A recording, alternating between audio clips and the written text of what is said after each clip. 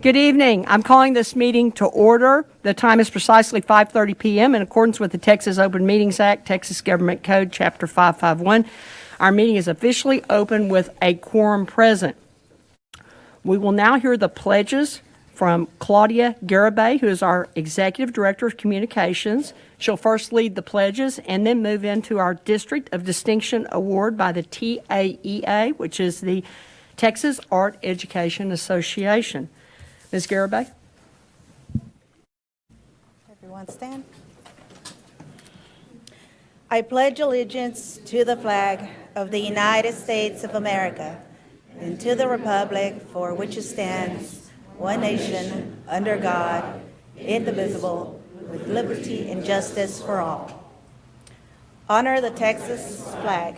I pledge allegiance to thee, Texas, one state, under God, one and indivisible.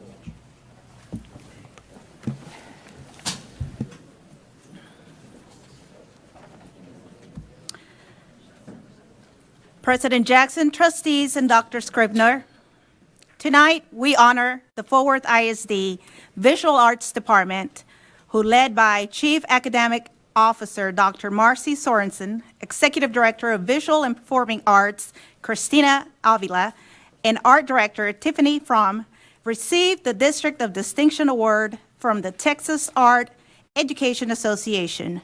This past November, the team was honored at the TAEA Fall Conference General Session in Georgetown. Over 1,000 districts in the state were eligible to apply for the award. 41 districts met the high standard and received this outstanding honor, indicating our visual art program is in the top 4% of districts statewide. We would like to recognize the teachers that are present tonight. If you will please stand.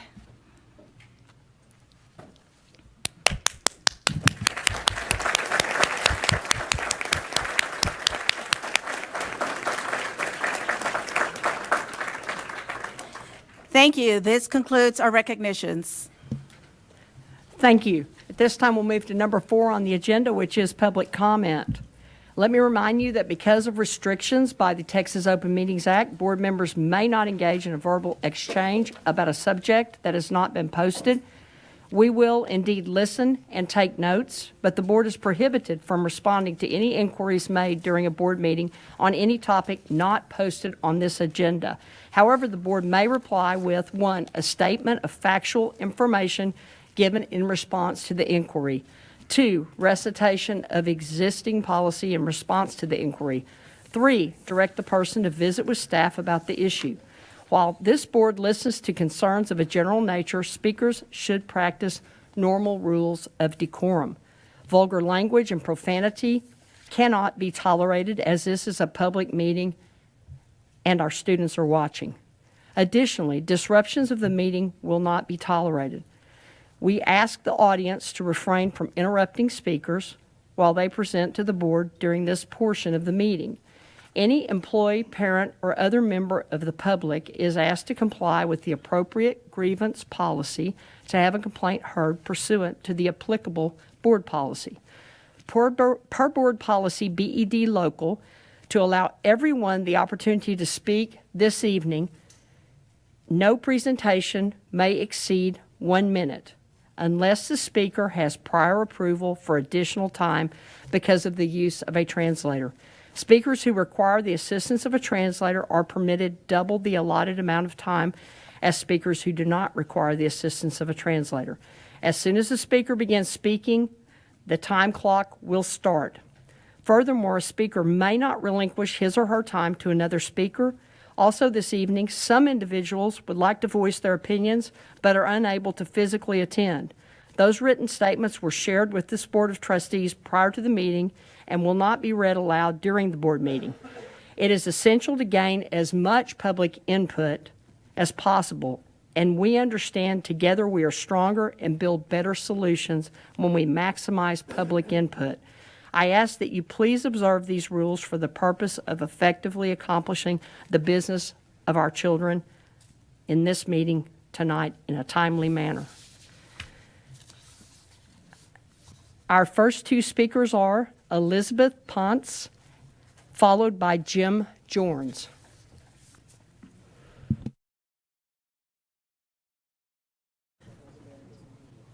Good afternoon. Thank you for your time. My name is Elizabeth Ponce. I'm current owner of Picasso Contractors. We're a demolition contractor, and I'm just here to talk on behalf of the bond program for construction. I can assure you, as a demolition contractor and asbestos contractor, that some of your schools, most of your schools, have a huge need of renovation. When we demo some of the walls, you can see the deterioration, the oldness of the buildings. We participated in the renovations of Northside High School, Western Hills, and South Hill that is currently going under construction. And I can assure you that your bond program money goes to better use when you're doing the construction. And I can assure you also that the students benefit a lot from going into the campuses that are renovated. So we're here just to support that and going forward. Thank you. Thank you. Jim Jorns, to be followed by John Martinez.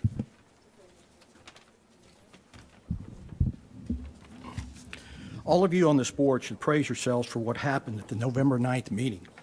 That angry black man was the epitome of what will result from CRT and SEL education. All of you on this board, including the Sergeant of Arms, sat on your butts and did nothing. Let him rant for over 2 minutes, even when he threatened us with his hatred. After 6 long years, Mr. Scribner, your policies continue to fail. This is the epitome of insanity. You keep doing the same things and expecting different results. Mr. Scribner, you have failed this board. This board has failed our children and grandchildren. You all have failed the city and the state of Texas. This entire board should resign immediately. May you all receive your God-ordained destiny in the name of Jesus Christ, by the power of Jesus' blood and the authority of his holy word. Amen. And by the way, the mask that you wear is a symbol of fear. It's about as effective as a pair of jeans to a fart.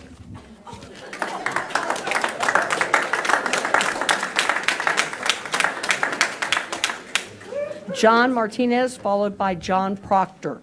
Yes, my name is John Martinez. I'm with the Regional Hispanic Contractors.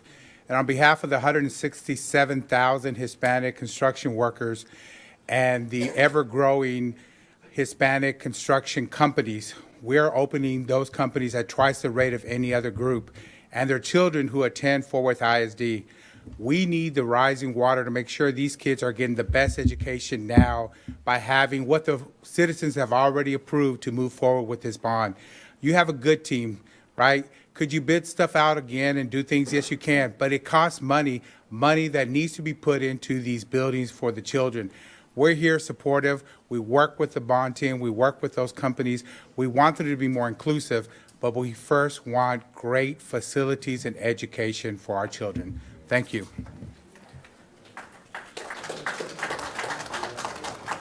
Mr. John Proctor will be followed by Mendia Whittier. Good evening, Superintendent, School Board Chair. I'm with the RBC, Regional Black Contract Association, in favor of the bond program here today. I think this has been an excellent exercise. When I look at this bond program, I look at a lot of HBCU. I look at Prairie View, which Brian Johnson will be heading up this project from OD Wide and Prairie View. Then I look at the team makeup. I see HBCU again. I see Howard University, one of our major companies, and that's McKissick. McKissick go back to Mr. Moses in the slavery days. He still got his name on buildings in Nashville, Tennessee when he was a slave. But I want to tell you today, and not to neglect Paul Foster, which is a part of that team, the Foster Group. They don't hold it against Thank him. you, because Mr. of Proctor. rejection. Oh, my time is up? Thank All right, you. I support this program. Thank you. Mendia Whittier will be followed by Carol Guarneri.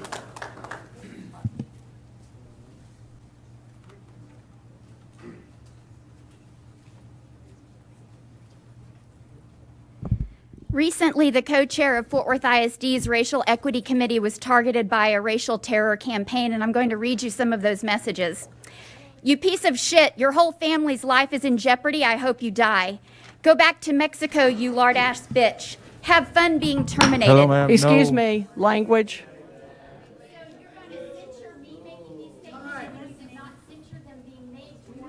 No profanity. No profanity. It's going to improve its accountability ratings and its outcomes is through staunch commitment to racial equity work. Take your brown trash stinking cunt back down to Mexico. One and done, please, sir. Thank you, Ms. Whittier. Your time is done. To keep your job. They are coming for you. Tick-tock. You're done.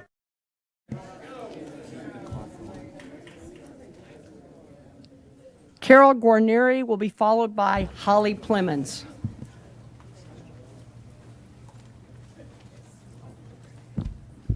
Good evening, ladies and gentlemen. My name is Carol Guarnieri. I am the grandmother of 2 children in Fort Worth ISD.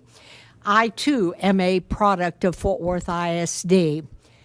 The 3 words that I have for this Board of Trustees are education, not indoctrination. Your first responsibility is to teach our children how to read, write, and perform mathematics. We are in a system right now where, under Dr. Scribner's leadership, you all are being so terribly distracted with things like CRT, SEL, all of these cockamamie programs that have absolutely no bearing on teaching our children how to read, write, and perform math. I urge you all, get back to basics. Thank you.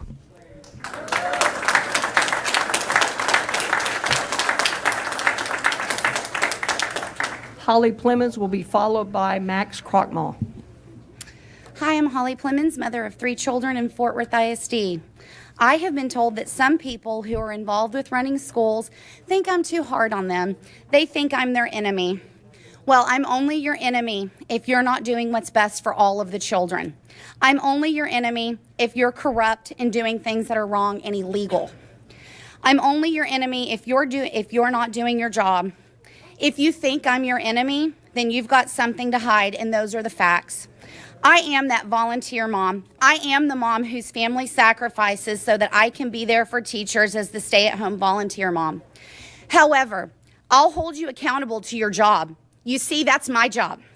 These are my children. I'm their best advocate in life, and I take that role very seriously.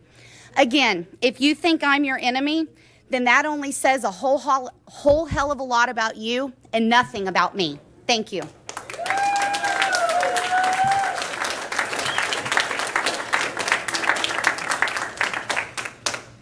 I'd like to stop now and remind everyone there will be no vulgarity, no profanity, no cursing. Thank you. Dr. Crockmall? Yeah, I don't know why that reminder came to me, but all right. That was a reminder for everybody, but thank you for noticing. Well, good evening, Board. Max Crockmall.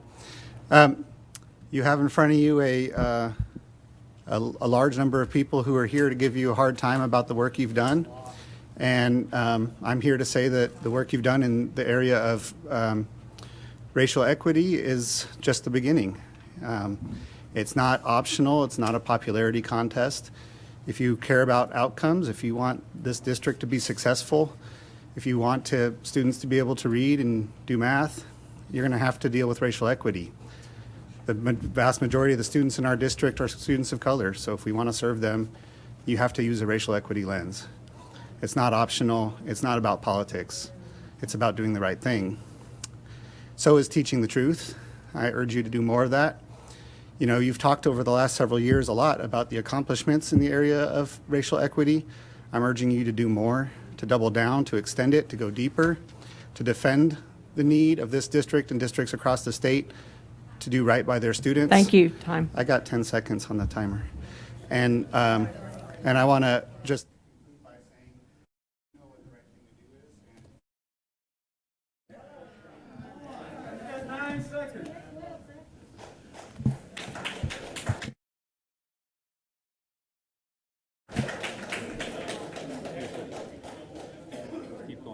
I'd like to stop for one moment. Time. Are we good on time? President Jackson, we had pulled up the wrong name, so Erica's keeping time on her phone as well, so that's why they look short, but it's not. Will we stop the visual, please? Let's stop the visual and just go with an auditory then, is that okay?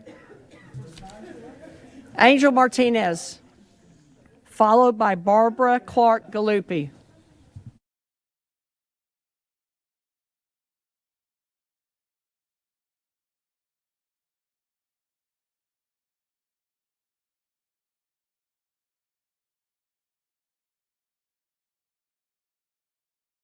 I'm here again because some issues have been brought up. I gotten some videos and some leaked footage of an organization called My Brother's Keeper that have children line up and Pavlovianly respond to commands like they were in some sort of Hitler youth group. This is unacceptable and preposterous. The nationalist socialist results that we get is because of this crap. Next, last month's behavior was unacceptable with what happened with that guy, and it was repugnant. Threatening the mothers and having you all stand around and not do anything about it. Shameful behavior. Time. Thank you.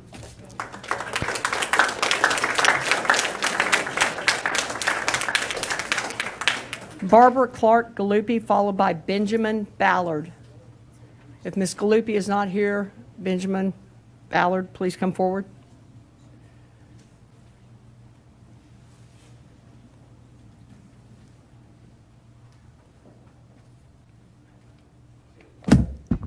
Good evening. I'm here on my own behalf, and I'm also here on behalf of This is Texas Freedom Force. I'm here to oppose CRT and its radical, divisive, unnecessary curriculum that has no place in this country and no place in the state of Texas whatsoever. You want to preach about unity and bringing everybody together, but you want to push a radical agenda that separates people and divides people. Scribner, you should resign for supporting all of this garbage. If you want to put anything into our schools, you need to put the Holy Bible, Lord Jesus Christ, our Holy Father, and the Holy Bible back into our schools and give our children something meaningful and something positive to look forward to in their life. You got to stop this garbage, because we ain't going away and we ain't going to stop. If you won't get out, we will push you out.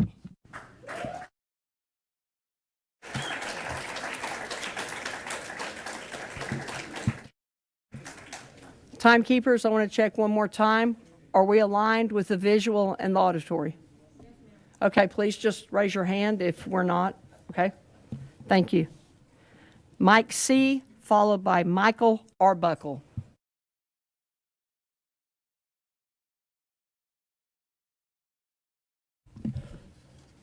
Mike C., Michael Arbuckle, John Holdridge will be after Mike C.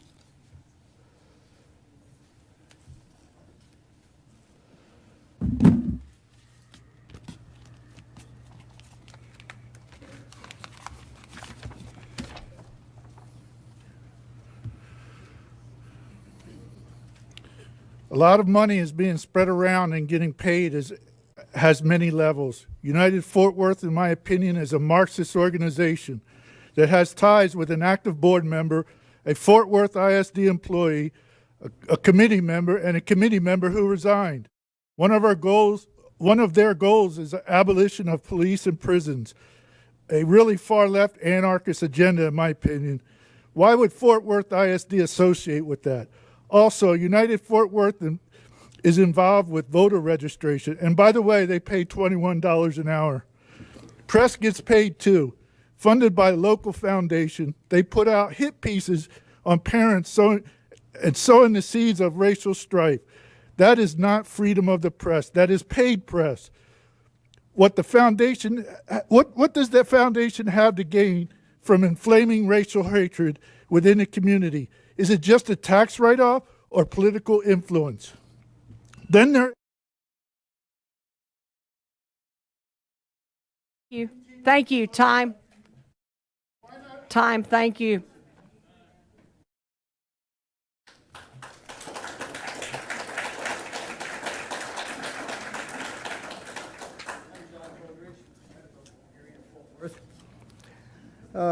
Okay.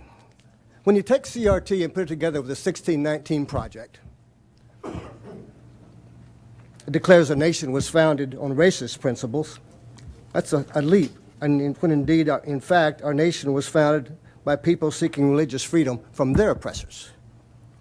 But to declare that all whites are oppressors and all people of color are oppressed, white supremacy, is painting with too broad a stroke and will drive a wedge between the races that will set us back 50 or 100 years, possibly never to return, and create more racial hatred. We can't allow this to happen. Please listen to the parents who are only trying to protect their children from this insidious type of indoctrination. Thank you.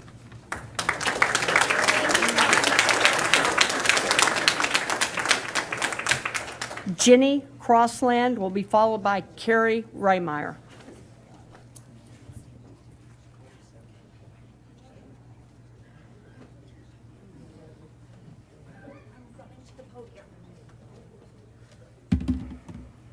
Good evening. Queridos padres de familia, esta noche los quiero incentivar y sé que como familia latina ustedes quieren cosas buenas para sus hijos. Ustedes trabajan duro para proveerle a su familia todo lo necesario y valoran mucho a su familia y a Dios. El distrito escolar y muchas personas aquí presentes no comparten sus valores. Las decisiones que ellos toman no son basadas en lo mejor para sus hijos. Les pido que pongan atención a lo que sus hijos están aprendiendo y que reclamen.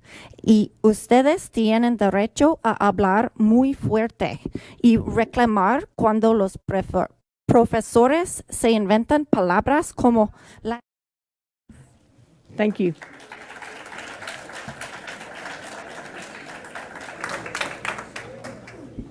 Carrie Raymeyer will be followed by David Wamstad. Good evening. I didn't even really want to address this again, but can you hear me? For people that only read our rag of a local paper called the Fort Worth Star Telegram, or listen to the ridiculous press conference that was put on before the Racial Equity Committee meeting last week, I want to make something very clear. Norma doxed and attacked me, and I have proof, not attacked me physically. I have proof. In their press conference, they claim she got all these terrible messages. Well, guess what? Norma brought that on herself. None of us had anything to do with any of those messages. She got blowback for her own ridiculous actions that she took. And this board let it happen because you didn't do anything about it for 2 months. You still didn't do anything about it. She decided to resign on her own. And this racial equity. Thank you. David Wamstad.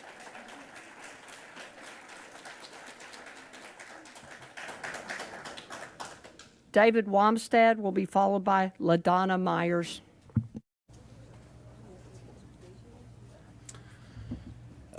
First off, I'd like to thank Carrie for following the lawsuit and with the mask mandate and standing up to the bullies.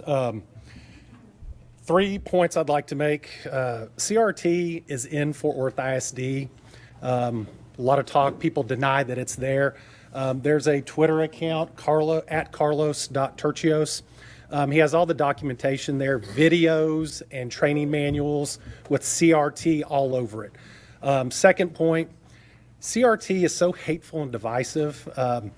And the proof we have is already 2 speakers getting up here using profane language that are supporters of CRT. And even the co-chair of the committee lost her mind because of CRT, called a parent up, cussed her out, and that's why she had to resign. Third point, that mask mandate was done or tried to be implemented off nothing to do with science, all politics. Time, thank you. LaDonna Myers.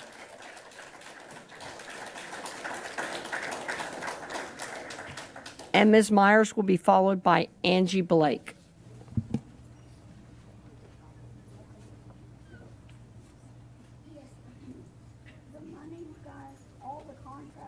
Excuse me, make sure the mic is on. Here, I got it. Push the button. Go ahead. The contractors that have come up here tonight and asked for money from the school, like I said last time, as soon as we have trust in you, we will vote you money. And the schools do need it. My other concern is SEL is CRT. Let's talk for just a minute about the 2-day training that the teachers are given. We start out by dividing them into separate groups. When you're talking race, it's more important to unify than separate. The second thing we do is start dehumanizing entire people populations within these groups. This is the way Hitler did his slide down and ended up crimes against humanity. It is you.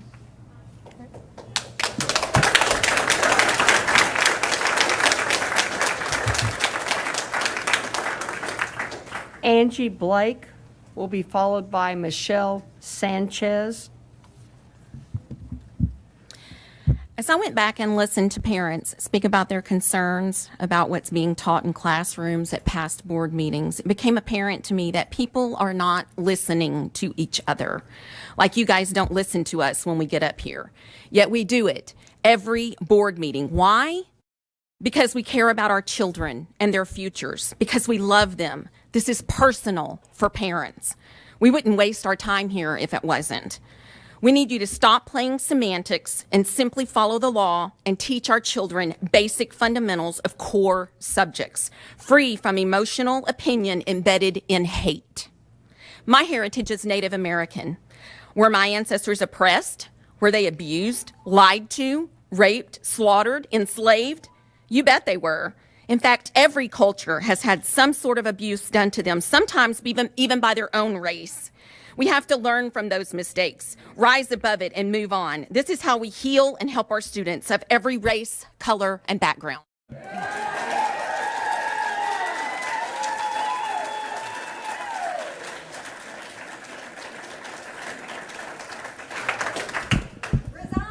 Michelle Sanchez will be followed by Twyla Masterson. Good evening, Board President and Superintendent. I am a resident of District 6. It is unacceptable that CRT is still in the Equity Handbook for Fort Worth ISD. Page 10 still details an introduction to critical race theory. Texas just passed a law that bans anything to do with CRT and anti-racism elements. Follow the law and disband the Equity Committee. The committee has not helped improve Fort Worth ISD, but instead fill the pockets of bureaucrats and leadership ISD with more cash, such as $103,000 for Jacinto Ramos and $202,000 for Equity Director. In this con job, remove Scribner and focus on students.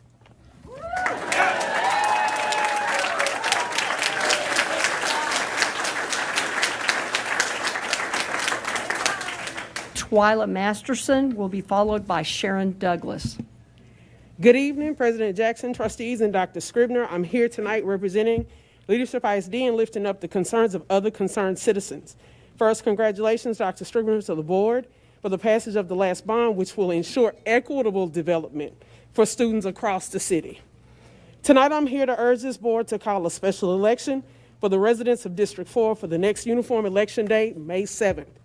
The board has received over 380 emails from concerned citizens supporting this stance, and here tonight I have a letter of support signed by organizations such as Leadership ISD, Pastors for Texas Children, the Fort Worth Tarrant County NAACP, and other community leaders to ensure that the residents of District 4 get equitable treatment and the opportunity to have their voices heard on May 7th as they elect their next trustee.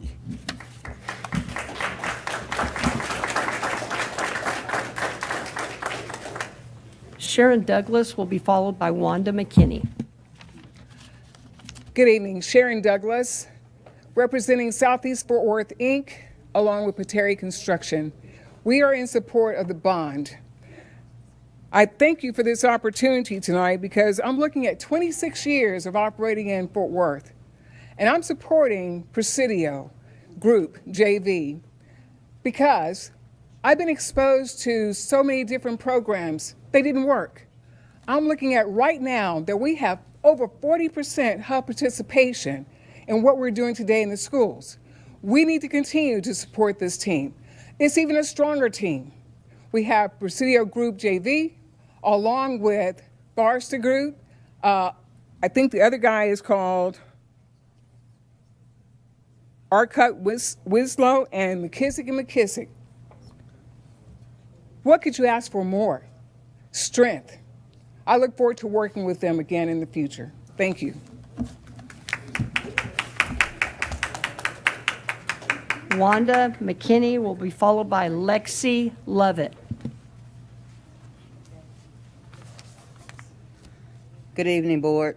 I'm speaking on behalf of my 93-year-old friend who lives in District 4. She's a lifelong resident of Fort Worth who was raised during Jim Crow and wasn't able to vote until she was almost 40 years old with the passage of the Voting Rights Acts of 1965. She has exercised her right to vote in every election since then, local, state, and federal. Fast forward almost 60 years later to May 2021. It took her more than 5 minutes to make it from her front door to my car on a walker. I then drove her to the polls to cast her ballot for mayor and her choice of District 4 school board trustee. She was unable to physically walk inside, so they brought the voting machine outside. Afterwards, she was beaming with joy and gratitude. Her right to vote for who she chooses as District 4 trustee has been earned, and she said, I quote, "I will not be denied the right to vote. Therefore, you must have a special election." Thank you.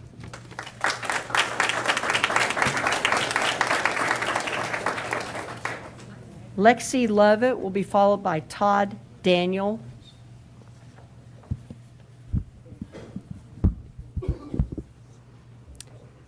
Can I go? Okay.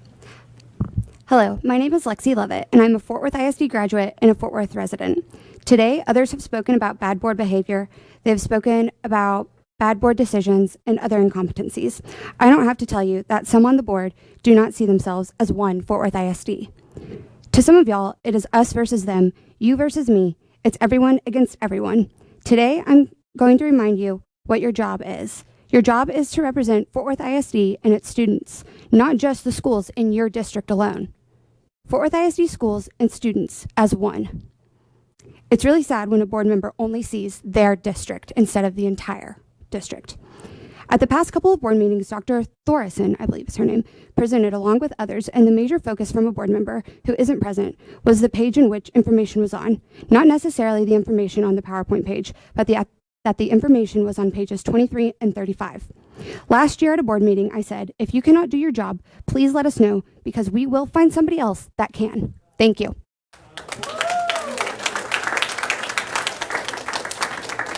Todd Daniel will be followed by Carlos Tercios.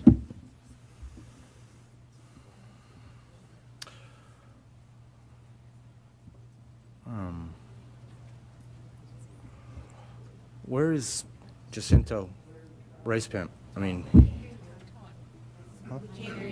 Oh.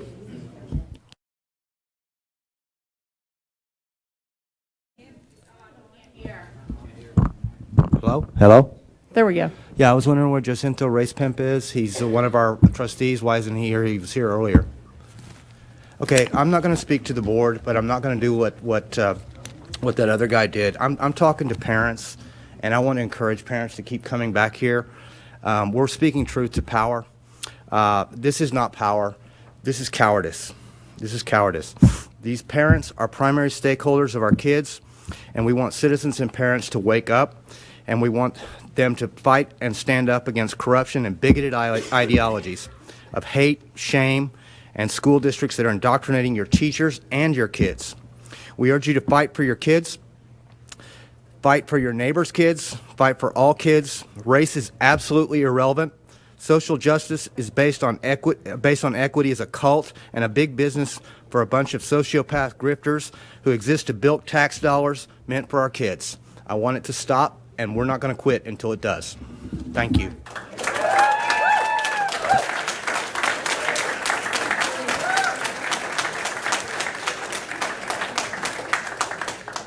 Carlos Tercios will be followed by Joe Palmer. Hi there. Good evening, board and superintendent. I'm just here to talk about SB 3 and making sure that this board is in compliance with the law. The media, of course, has stated that critical race theory is not in the Independent School District, but yet on page 10, critical race theory in Fort Worth ISD, an introduction and the Equity Handbook of 2020. This is still on your website, ladies and gentlemen. And not only that, y'all need to review that equity handbook and make sure it's in compliance, because we don't want the Attorney General and the state getting involved. And not only that, please tell me how this is helping students how to learn how to pay their bills, pay their taxes, get that job interview, and most importantly, be successful for their careers. Whiteness, a set of norms, behaviors, practices, beliefs, and values that privilege some by oppressing others. Last time I checked, that doesn't help pay the bills, ladies and gentlemen. My parents are immigrants. They taught me to judge people based on their content of their character, not of their color. Please follow the law. Thank you.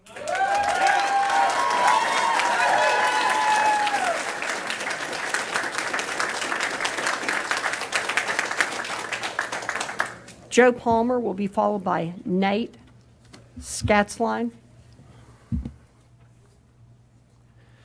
Nelson Mandela once said, "May your choices reflect your hopes and not your fears." We call upon Fort Worth ISD Board of Trustees to lead by and to be led by a vision of hope rather than of fear. The people standing with us, with you today, stand ready to bear witness to a restoration of trust. This process can only begin with substantive and measurable change in the way that children are being taught in our schools.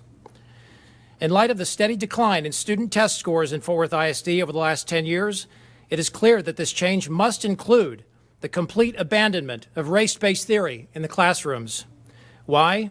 Because the value of a child, the value of the human soul, is beyond measure using the primitive metrics of skin color, geographic origin, and culture. History has taught us this.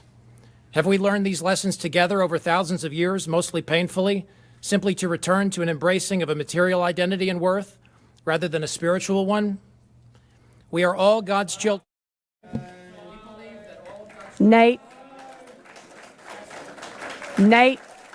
Scatzline.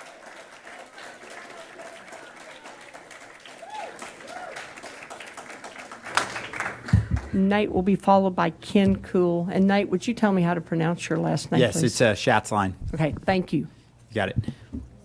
SB3 outlaws CRT. So my question for the board is, how are you going to respond? Will you abide by the law? Here's the danger of critical race theory. First and foremost, we're failing our students by indoctrinating them on social issues when they need to learn how to read and write.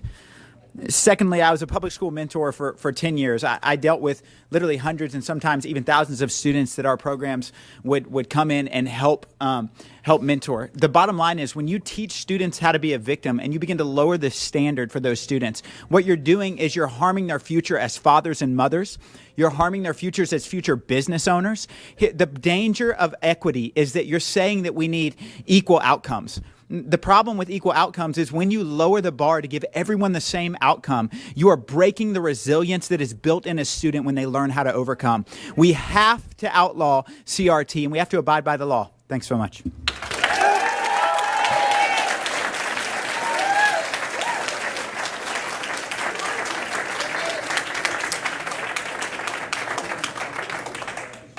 Ken Cool will be followed by Gail Carswell. Good evening. I'm a Fort Worth ISD parent. Thank you, trustees, superintendent, and Fort Worth ISD administrators for supporting all our students, for being mindful of the needs and value of every student, no matter what they might. Mr. Cool? Yes. Could you stop for 1 second? Sure. We're calibrating the time. No problem. My apologies.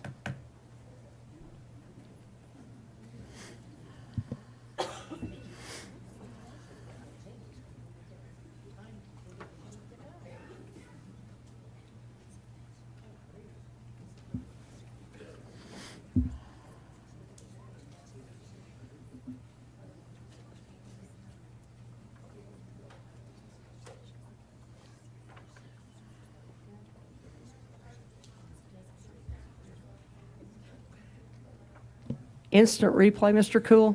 I can do that. Okay, Sure. they No will start problem. the time. Okay, we have to do it manually, so there will be an auditory. That's fine. Is that good? That's good. And you guys are on it. Thank you. Thank you, trustees, superintendent, and Fort Worth ISD administrators for supporting all our students, for being mindful of the needs and value of every student, no matter what they might require to succeed, and for recognizing the structures long in place that work to hold some of our students back from academic, emotional, and social health.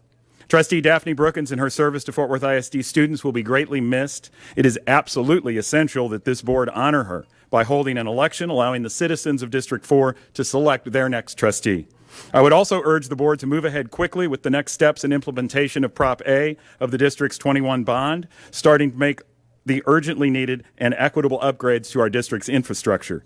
Please don't be distracted by the detractors. The work you are doing to equitably lift up all our students is so important and valued by so many of our families. Please know that you are supported in that work.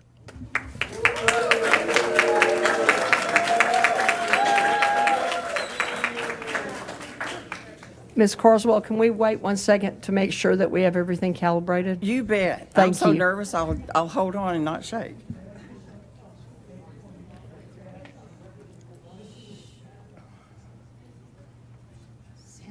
Ms. Carswell, Gail Carswell. That's me. My name's Gail Carswell. Oop, not ready yet. Okay. Okay, I'm not prepared, so I'm not going to take much of your time.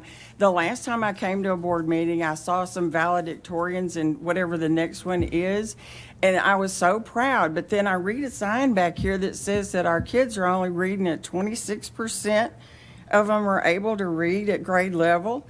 And then I'm confused about the word equity. If equity means an equal outcome for everybody, then how do we have a valedictorian? Thank you.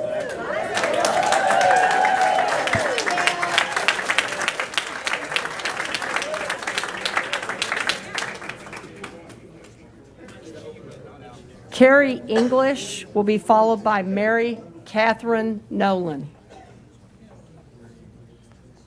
Carrie English.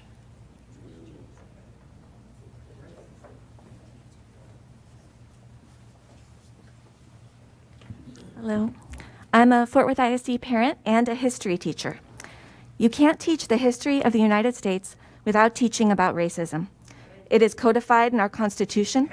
There are people in this room right now who attended legally segregated schools. Truth matters. If your children can love flawed people, and there are no other kind of people, then they can love a flawed country, and there's no other kind of country. Thank you.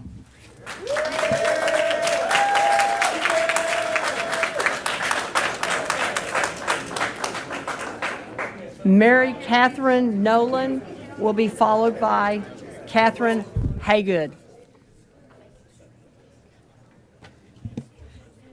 Oh, sorry.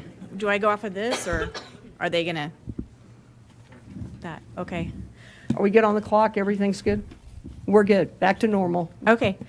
Ms. Garcia Lopez's resignation letter is a perfect example of the CRT ideology we are fighting against. It's racism 2.0. If I were truly a white supremacist, I would be giving Dr. Scribner a pat on the back. You've done an excellent job, sir. An 85% minority population and only 34% of the students can pass basic proficiency exams. Excellent. You should be well paid for those results and stay right where you are. But I'm not a white supremacist. I'm here because our kids and our community deserve better. Ignorance and destructive ideologies like CRT do not lead to a more perfect union. They tear it apart. And we need it out of our schools. And to Mr. Austin, I support your Second Amendment rights, but those rights are for self-defense, not to threaten your neighbors. Maybe one day you will realize we're here standing up for your kids and your family as well. Thank you.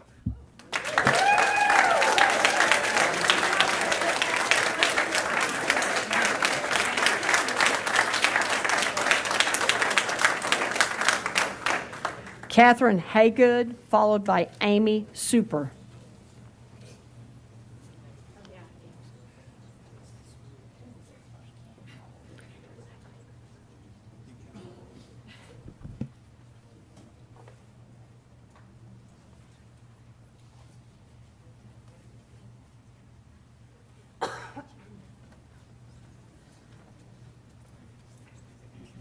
Good evening. CRT has redefined the concept of white supremacy and given it an entirely new meaning encompassing nearly all white people. Now being born into the white race automatically makes one a supremacist unless one is explicitly anti-white. CRT is a total rejection of America's liberal tradition in terms of how we ought to treat each other as morally equal and autonomous individuals in possession of natural rights. Americans do share a common culture, language, customs, and traditions, including those derived from a widely shared Judeo-Christian religious inheritance. Racial oppression under slavery and Jim Crow contradicted the nation's founding principles and so stained its identity. Racial oppression is likewise un-American. Frederick Douglass understood this fact. Indeed, he weaponized the contradiction between American values and chattel slavery by calling whites to task for failing to live up to their nation's founding and purpose. The great moral crusades for abolition and civil rights were waged on behalf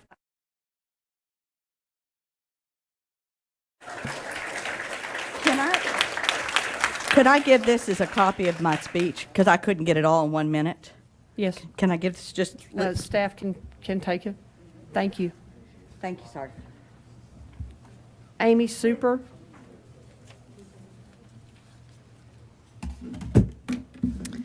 A civilized society cannot exist without laws. Law is the bond of a civilized society, that which makes it, that which preserves it, and keeps it together. It is, in fact, the very essence of a civilized society. The example you all are setting by purposely thwarting SB 3, which became law in the state of Texas December 2nd, check your calendar, is just one more example why we have no trust in you to make lawful leadership level decisions about the education of our children and our grandchildren. Your willful disregard for duly enacted laws sends a clear message to all students that they too should feel free to disregard laws, rules, school policies, simply because they don't agree with them. Obey the law. Be a better example for all of our students. Do better or step aside for someone who will.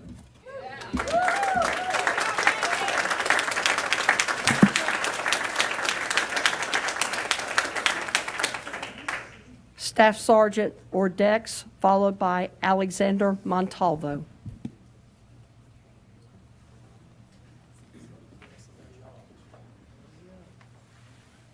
You can do it outside if you like. Flip somebody off? You flipped off this guy earlier. Okay, we can talk about it later. It's my time right now, okay? After my 1 minute. All right.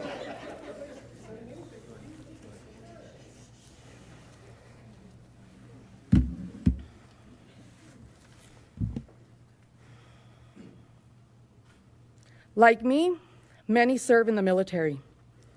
People of color, women, children of undocumented immigrants, immigrants themselves, queer and trans folks, economically disadvantaged people, and more. We have families while we serve, and our families are part of the communities that our bases are in. That's how I got here. The Marine Corps brought me to Fort Worth, and my son has been a Fort Worth ISD school student since 2015. It's absolutely jarring to me to see that there are people that don't want my son to learn about the contributions that people like him have made in this country. It's disgusting to me that veterans were amongst the people that threatened my friend and harassed my friend Norma. And it's unacceptable that the people representing us are not fighting for racial equity because they would rather cater to white fragility. So tonight I'm going to sign Alexander Montalvo, followed by our final speaker, Aaron James.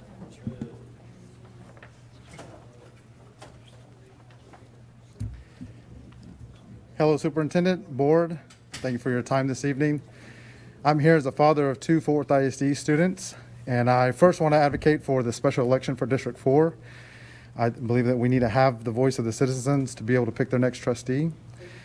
I also want to take some time to talk about the support for the racial equity policy and committee that I have for what the district has done. And we printed out some elements of the policy as well as the pledge from last June, because the district saw what was happening in our society, happening in our communities, and wanted to have a response, and did a response that I personally thank you for. It was a pledge not to be silent, because to be silent is to be complicit. And I'm asking you today to not be silent. We are not all the same. We are not all white nationalists. We have different backgrounds. We have different perspectives. And in our district, of the diversity that we have, we want you to keep supporting. Thank you. Aaron James.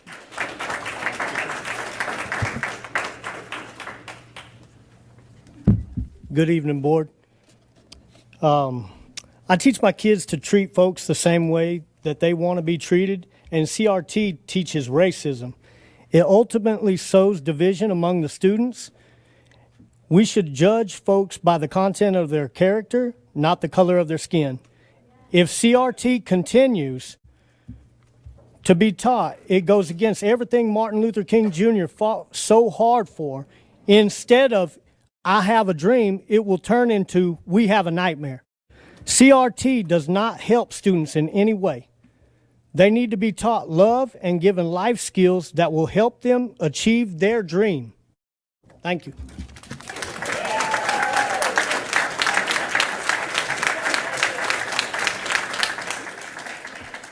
Thanks to each of you for sharing your thoughts this evening. That concludes our public comment. We'll move on to number 5, reports and presentations. Dr. Scribner, I'll turn it over to you for the owner's representative selection process presentation.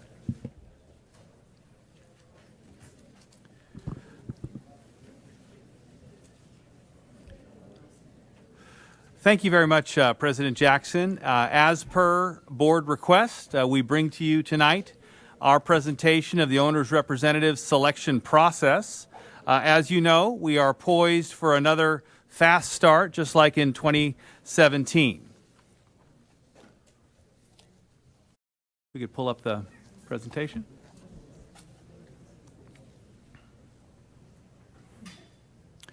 For some context, we are on about a 4-year cadence for capital improvement bonds. In 2013, the board passed a almost $490 million bond that focused on pre-K and elementary schools. 4 years later, in 2017, the board approved a $750 million bond that was supported by the voters to build next generation ready high schools in preparation for college and career readiness. And 4 years again later, this November, our voters approved $1.2 billion for middle school renovations of all of our middle schools, as well as the construction of 4 new elementaries. 1 new elementary to address overcrowding, and 3 elementary schools that will be built in zip codes that have not seen new elementary construction in decades. This will allow us to continue with our pyramid alignment, bringing our middle schools also into the fold for next generation ready middle schools leading into our next generation high schools. As you will remember, in August, the board approved a resolution calling for a bond election. Over the months of September and October, we hosted over 70 community information sessions. And on November the 2nd, voters approved Proposition A for $1.2 billion, which represented 81% of the total proposed bond dollars. At this time, I'd like to turn it over to our Chief Officer of the Capital Improvement Program, Vicki Burris, who will take us through the RFQ process. Thank you, Dr. Scribner. I'm excited to share with you and the board the request for qualifications process that we use to make our recommendation to the board for the 2021 Owners Representative Services. You'll see 2 RFQ schedules in front of you. You will notice that the 2021 is a mirror image of the 2017 Owners Representative Services RFQ in terms of milestone dates. Both were advertised for 3 weeks. The 2021 RFQ posted on Monday, September the 20th, and the advertisement closed Friday, October the 8th. I hosted an in-person pre-proposal conference on Monday, September the 27th, where I went through and reviewed the entire RFQ document with the attendees. We had representatives from 11 companies present at the meeting. Questions regarding the RFQ were due in writing to the CIP's purchasing officer by business close on September 27th. Those questions were answered within 24 hours and posted via addendum on the district's purchasing website on Wednesday, September 29th for all interested firms to see. Next, we have a breakdown by month of the steps included in the 21 RFQ process.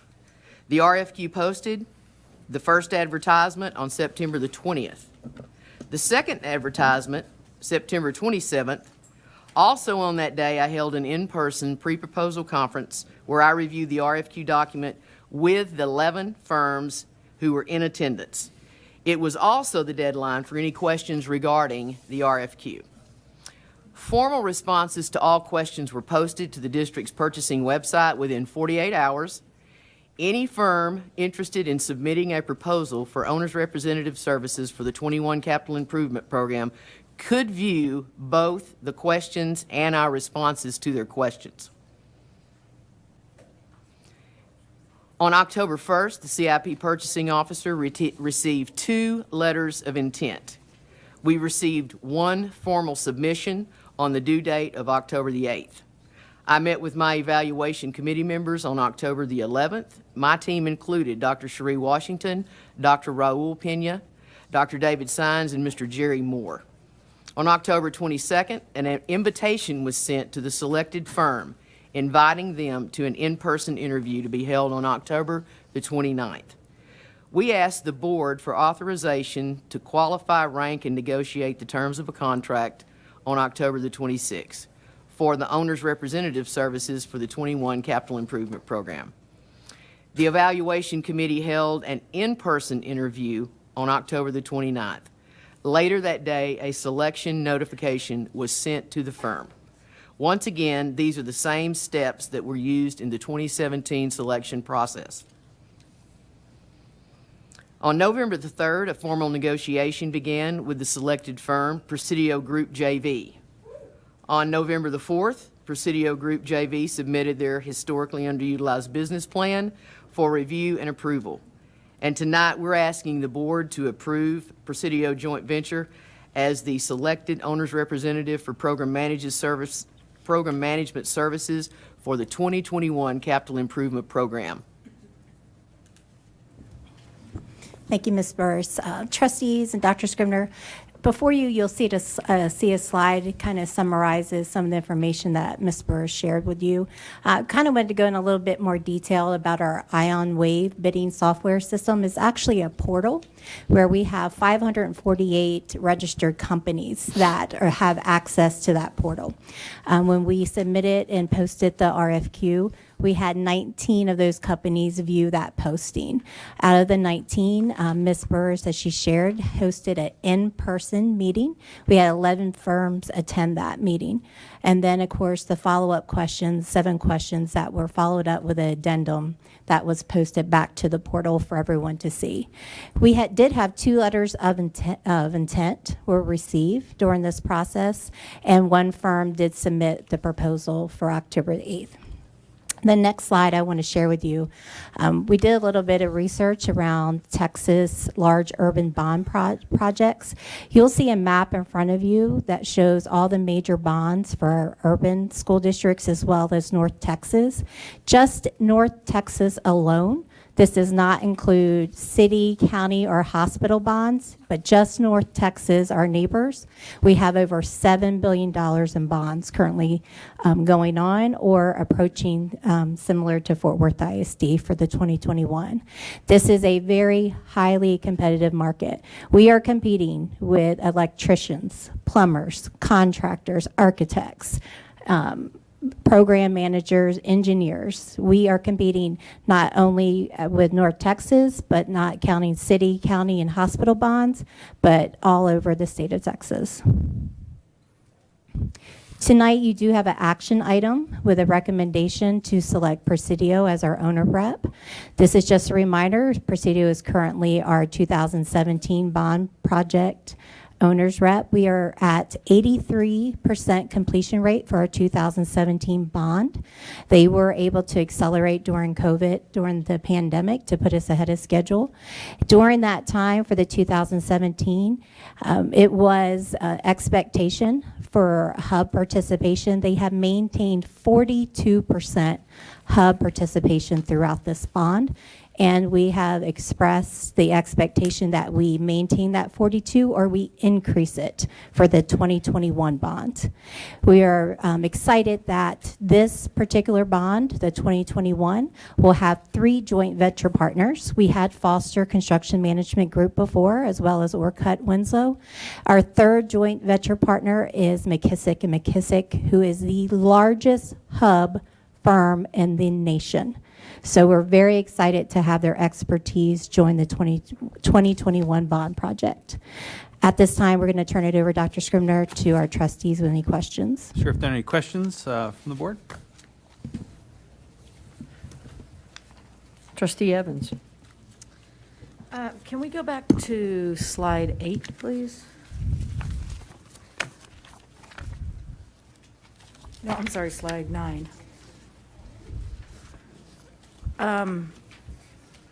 Do you think this highly competitive market is why we only saw 1 final proposal? You know, Ms. Evans, that's we were discussing that. I was getting ready to say Mr. Ball. That's a great question, in honor of Mr. Ball. But that is a great question. We were a little surprised as well with only 1 firm submitting, especially when we're watching the portal and we saw 19 viewing the portal, 11 firms attending the in-person meeting, and then 2 letters of intent. We do feel that with having this many large bonds going on, and when you look at just North Texas with $7 billion, and like I said, not counting the city, the county, as well as hospital bonds that are approaching, is it capacity of having a firm being able to take on a $1.2 billion. We can't speak for those firms. We are in the middle of the RFQ process. We have not approached those firms and asked those questions. However, when we started doing our own research, wondering why, and we decided to put it into a graphic, leads you to believe that maybe that they're doing some other projects at this time. Trustee Dar. Thank you, President Jackson. Ms. Molinar, are there federal and state laws or regulations that are governing or regulating this process? There are. I'm going to let Ms. Burris kind of take that question because this is her wheelhouse. But yes, ma'am. Thank you for the question. The RFQ process that we use, it is governed by when it's a professional service.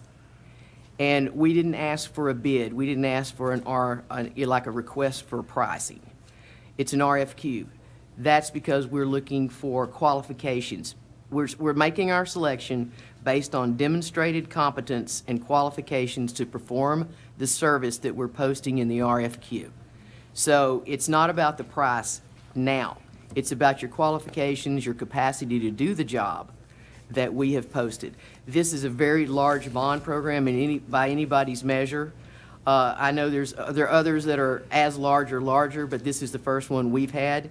And yes, the federal and state laws that regulate the RFQ process for us is TGC 2254. And I went in and I looked at it today, and it was way too big to print. That's how federal laws It was a work, lot. Yes, it was. Texas Government Code 2254. Okay. Just, And all we of like our- to use acronyms, so. Sorry about That's that. okay. I'm used to acronyms. Anyway, we do all of our advertising and get our assistance from the Fort Worth ISD Purchasing Department, Mr. Bay's area. Okay. Thank you for that. I appreciate it. Thank you. Trustee Phillips? Thank you, President Jackson. Yeah, I guess the question I would have is, there seems that, I guess back in November is when the plan for for Hub was, I guess, submitted at that point in time. And so, it says about maintaining 42% and possibly even exceeding. So with that new plan of action, or we're going into this new bond, is it laid out how that could be maintained and hopefully exceeded? And then kind of, can you speak to a little bit of what that may look like for that to be the case? It is. In the plan that we review and approve, it is laid out on how this company is going to maintain and has action steps in that plan to, we hope, exceed. But I will just take the liberty to say that this board should be very proud of that 42%, because I think that's part of the competitive market that we have in this town, in this school district, because our COC, Citizens Oversight Committee Chairperson, Mr. Tim Carter, is always talking about the other boards that he sits on in the city and the county, and he just hasn't ever seen a 42% participation by African-American firms, Hispanic, women-owned business. And so he said our board should be very proud. I'm sure you are. And we are very intent on maintaining that. And so when I reviewed that plan, there's some really, I won't go into detail on that, Mr. Phillips, but we've already got a committee that that Brian Johnson's working on to hold that commitment and increase it. Our goal is to increase it. Indeed, and I love that. You're right. It is something to be proud of, and I am. And every opportunity we have to be better, we should take advantage and be able to do so. So the fact that increasing it is already at the forefront of thought. I appreciate your it clearly support. makes me very happy. So thank you very much for that. Thank you. Trustee Martinez? I also agree that that's, this should be a lofty goal. But how do we compare to other large urban districts? How does that percentage compare to other large urban districts? I don't have the numbers. I don't have the exact numbers, but I can get them. And I hate to even say, but they're closer, from what I've heard, to 25 and 30.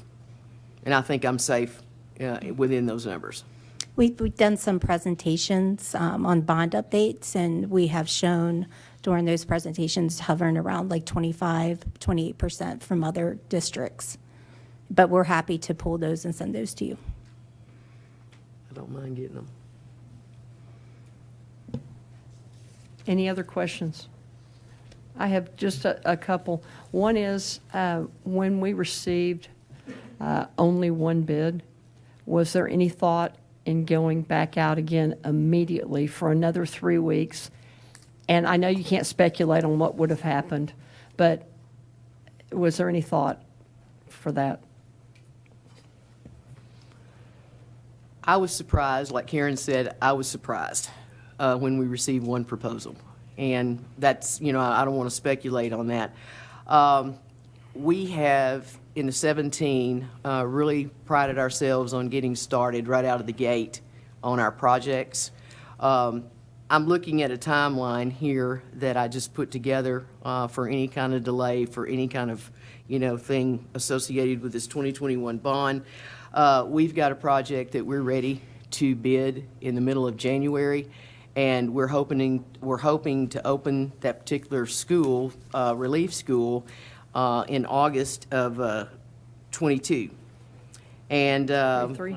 Excuse me, 23. I get really ahead of myself there. Anyway, and I put something together. That would be impossible, wouldn't it? Thank you. Anyway, that would push a selection would be pushed until, for owner's representative, would be all the way until mobilization in May of 22. And while we considered it, you can't be guaranteed that you're going to get any more, submittals on a second or a third round. And we try to honor our commitment to the public as far as saving money. And right now we have escalation in our budgets that will take care, we feel confident that will take care of any escalation in the next 5 years. Yeah, and if I may, President Jackson, the $3.5 billion bond in Dallas and $1 billion in Arlington, just next door, as well as Northwest and Richardson, really are creating a competitive market, and not only for individuals and services, but also for materials. And we expect inflation on the horizon and want to continue to grow. Agree. I thank you for that answer. And then the final one is, if the public wanted to follow our hub participation, which is something that I'm very proud of, and I know the board is, how would they do that? Is it followed on the website, or is that something we can announce at board meetings on a quarterly basis, or what's the best way to get that message out? We can, and then we do our quarterly Citizens Oversight Committee meetings, and we have a chart on one of our PowerPoint slides that shows that every quarter, and it's posted on our website. Okay. Thank you. Any other questions? Okay. Well, thank you to Ms. Molinar, Ms. Burris, and to Dr. Scribner. We're up to consent agenda items. As board president, I'm making the following statement in accordance with board policy BBFA local. This is a reminder to each board member of the legal conflict of interest requirements and disclosure requirements you may have for matters under consideration on this agenda for this meeting tonight. If required by law, board members shall recuse themselves from all discussion and shall abstain from voting on any matter pertaining to such a disclosure. Are there any questions or comments concerning tonight's consent agenda? Trustee Dar. Thank you, President Jackson. First of all, due to my employment with Education Service Center Regional 11 and any potential conflict of interest that might be created by that employment, I recuse myself from any discussion or consideration of agenda item B11.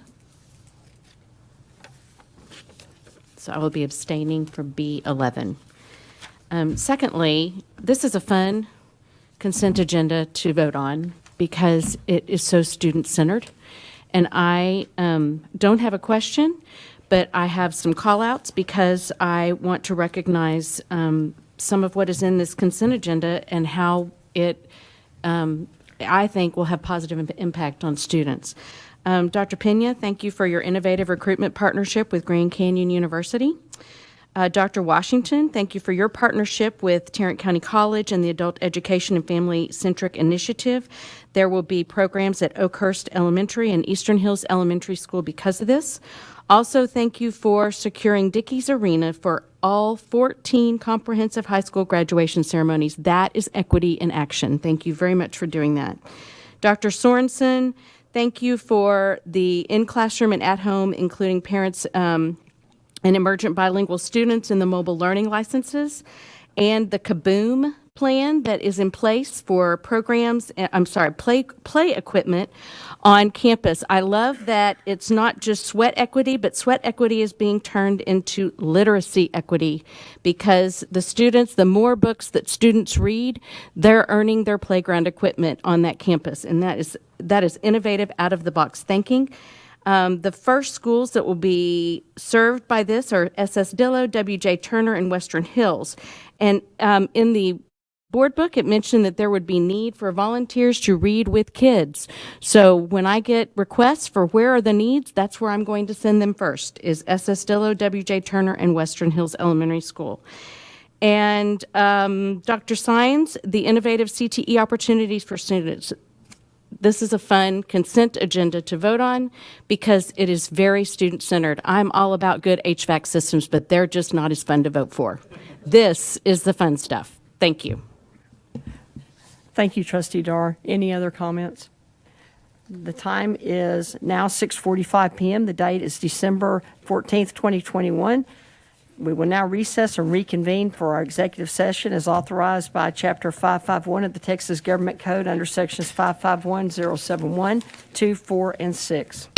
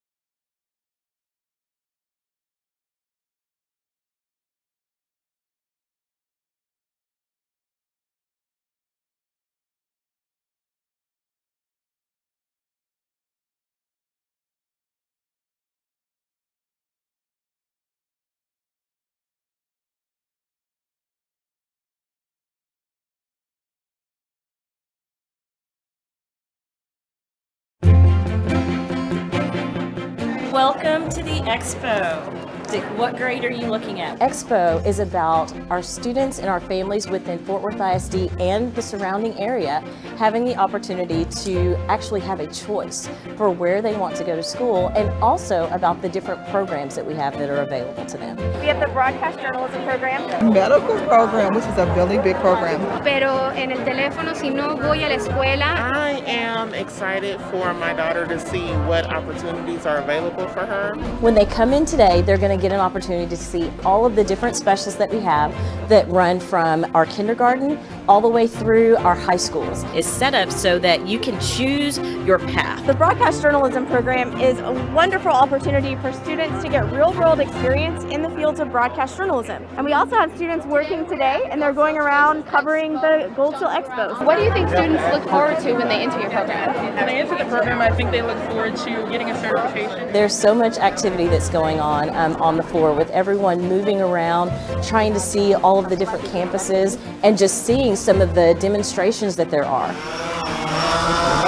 We were just telling Martin about all the different programs and what he could do as a middle school student and become a young leader in Fort Worth ISD. Yeah, you meet with teachers at the school and they just talk to you. They want to get to know you. Right now, our top leaning is towards the Women's Leadership Academy. We have open house this next Thursday. I'm looking for a good school that both has good sports and science. Do not have to live in Fort Worth ISD to be able to apply. All you have to do is go online and you can apply to be at any campus and in any program. The culinary program is really just a good program to be in. Students really are going to be prepared for what's next. What comes next for them after high school? Is it going to be the academic side where they want to move on to college? Or is it going to be getting certifications that are going to prepare them to be job and career ready when they graduate? Thank you very much. Thank you.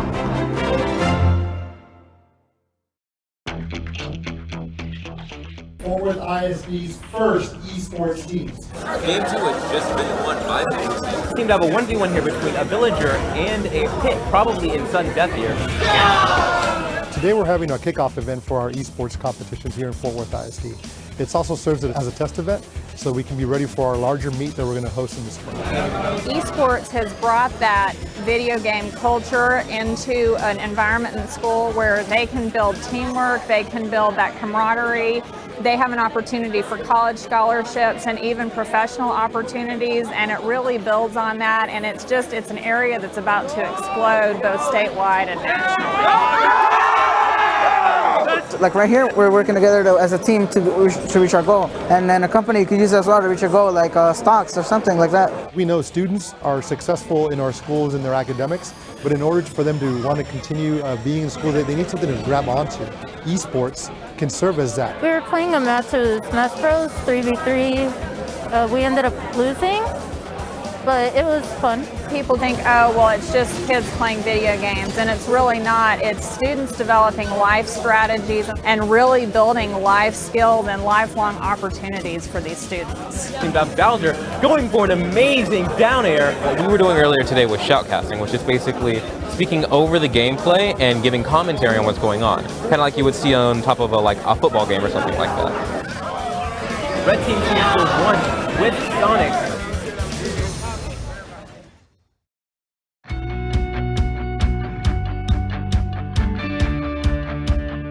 We hope you have a really good time. We hope you enjoy this experience and you learn something and have fun. So go ahead in. We are very, very pleased to be here for the Creators Wanted Live Tour here in Fort Worth, Texas. So on a big concrete job, they use those vibrating machines, right? Exactly, you've seen it before. There's so many opportunities here in North Texas and beyond in the manufacturing industry, and for students to get exposed to these opportunities. When you get closer, it's going to start welding. They really have to understand and see it before they believe it. Now the 3 components that we're going to repair. College has a number of programs that piggyback onto the CTE programs offered at the ISD to provide more advanced training and ongoing training to people in this field. The key here is we're going to try to get to the future as fast as we can. This is our Creators Wanted mobile experience live. It's part of our live tour where we're traveling the country talking to students and parents and teachers about the opportunities in manufacturing careers. So there are riddles in the room, there are hints that are going to help us piece together how to get out of each of these rooms.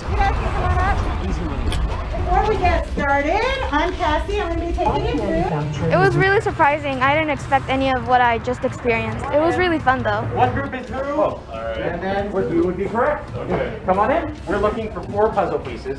They all look like houses. They're in these 4 box pillars. The one for finding out what vehicle was being manufactured, I like that one quite a bit, where you had to assemble some blueprints yourself. That was fun. I was really interested in, computer science and computer programming, and I'm thinking that that's something that I could use in the manufacturing field. We have almost 1 million open jobs in manufacturing all across the country, but here in the Fort Worth, Dallas area, we have 58,000 open manufacturing jobs today. This is a great opportunity for us to connect with our students and help them connect with their future.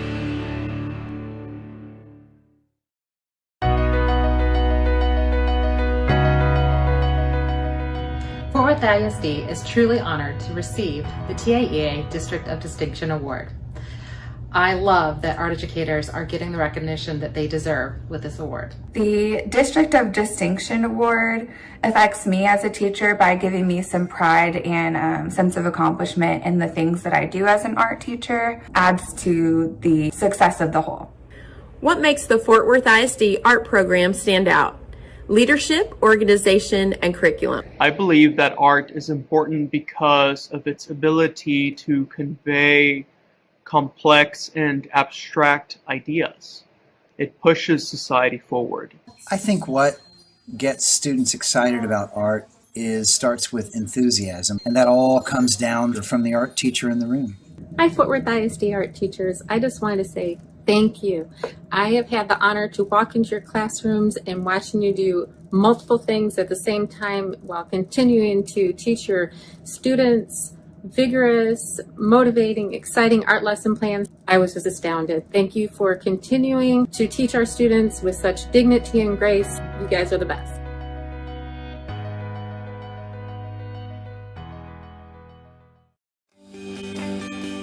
A true artist is not one who is inspired, but one who inspires others. Discovering and inspiring a child's creativity is one of the most rewarding and fulfilling aspects of my teaching career. In the elementary setting, art engages children's senses in open-ended play and supports the development of cognitive, social-emotional, and multisensory skills. The ability for students to develop problem-solving, critical thinking, and decision-making skills at the elementary level can have vast benefits for their future. I teach this through art. Teaching the importance of art and the process of creativity to the young minds of our future is my top priority. I hope this recognition of my work can serve as an inspiration to others in the field. And always remember, a true artist is not one who is inspired, but one who inspires others. Thank you.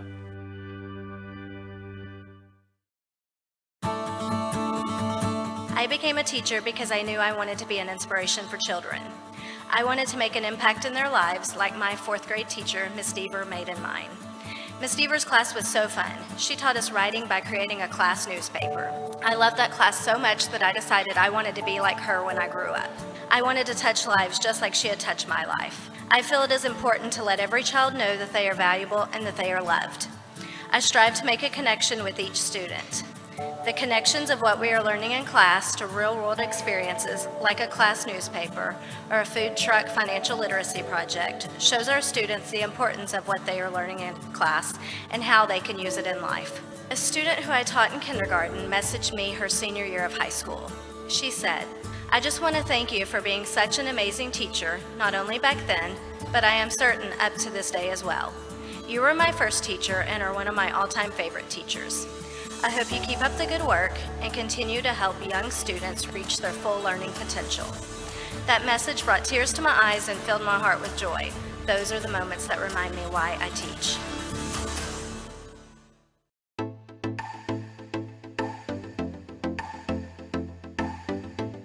I'm from Kentucky. I'm from Longview, Texas.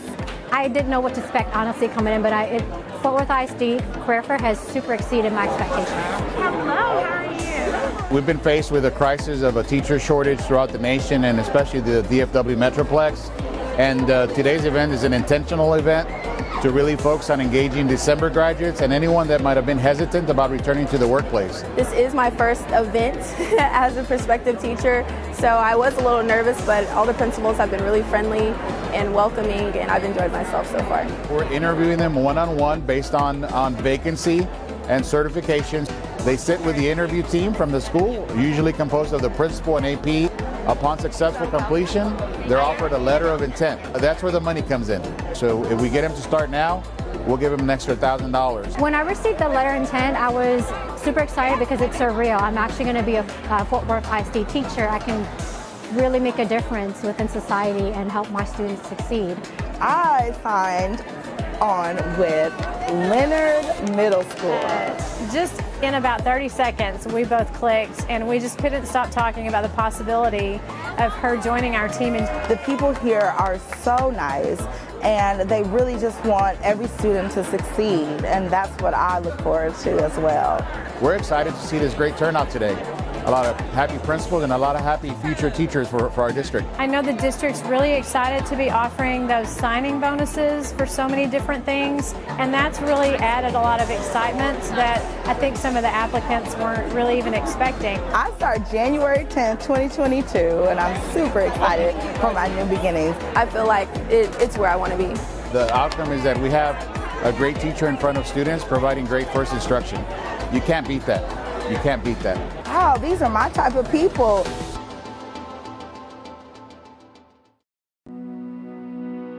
It is such an honor to receive this award from Central Market and Fort Worth ISD. All I can say is, asante, ashkuruk, murakoze, merci, gracias. That is, of course, thank you, in 5 of the more than a dozen languages students speak at Success High School, where I teach under the leadership of the great Ingrid Williams. And I want to thank you not just for the award, but for the privilege of working in a school district that gives immigrant students the amazing opportunity to get a first-rate education. My current group is full of students who aspire to be police officers, soldiers, doctors, nurses, and of course, teachers.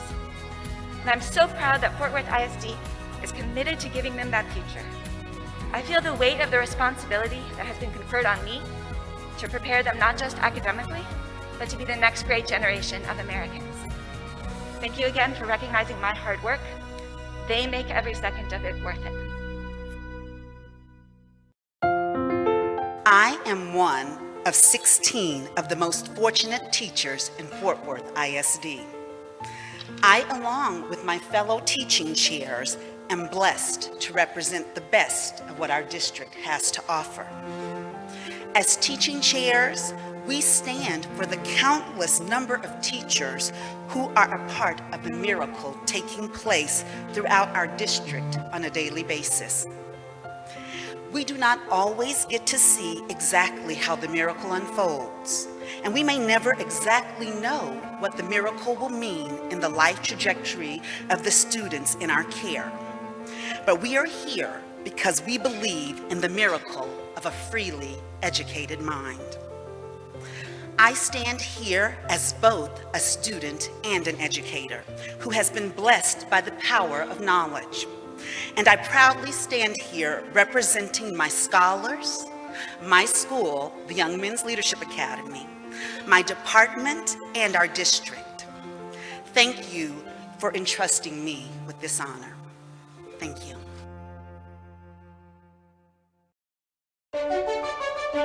Industry-driven Gold Seal programs and schools of choice offer Fort Worth ISD families and students the power of choice, now more than ever, to go beyond the basic, beyond the traditional, to find the pathway that's a match to a student's interest, goals, and learning style. And just look at the programs and schools to choose from.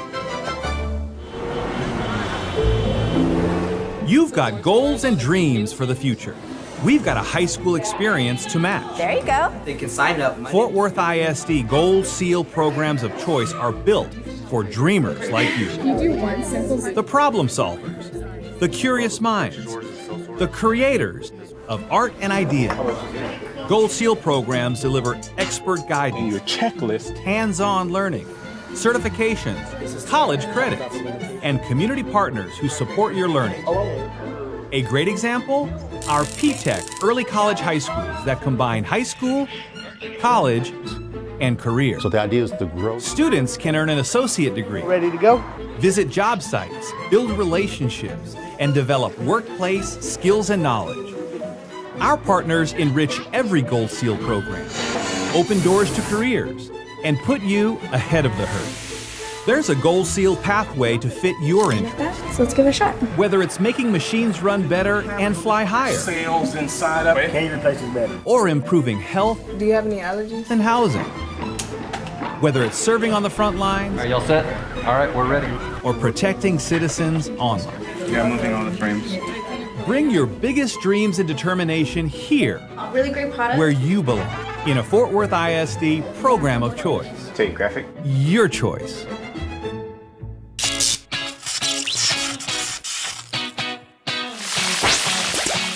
The atmosphere is electric at Fort Worth ISD Gold Seal Schools of Choice.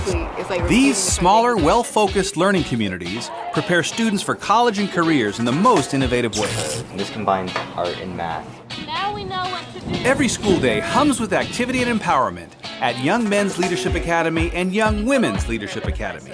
Come across one. Future leaders are at work here, gaining knowledge, experiences, and character, while developing lifelong strategies for success. Move toward your dreams at the IM Terrell Academy for STEM and VPA. On the STEM side, students design and problem solve in a high-tech makerspace. In VPA, students train in state-of-the-art studios and perform in a magnificent hall. The school's Cowan Academy in the Humanities elevates the study of literature, history, art, and philosophy. Imagine learning multiple languages, exploring global cultures, and taking academic courses in English and Spanish. The World Languages Institute is perfect for students from Spanish immersion and dual language programs, and anyone else eager to learn Spanish immersion style. Early college high schools merge high school, college, and career. Students go to school on Tarrant County College campuses and can earn an associate degree for free. Marine Creek Collegiate High School focuses on high academic achievement and skills for success. Got a slightly movable The Texas Academy of Biomedical Sciences is a hub of health science studies with hands-on laboratory learning supported by medical industry partners. TCC South Fort Worth ISD Collegiate High takes industry partnerships to a new level. It's the district's first P-Tech early college high school. Partners such as Encore and the Fort Worth Water Department help students build skills that industries want. Schools of choice are not just for older students. Collectively, 4 applied learning academies serve kindergarten through the 8th grade. Students apply their knowledge to solve real-life issues as they investigate the bigger world. Six taken 2 times. Our Montessori program guides kindergarten through 8th grade students in multi-age classrooms that are safe and respectful. Students work through lessons, interact with others, cultivate self-discipline, and take early ownership of their education. A great start to a lifetime of learning.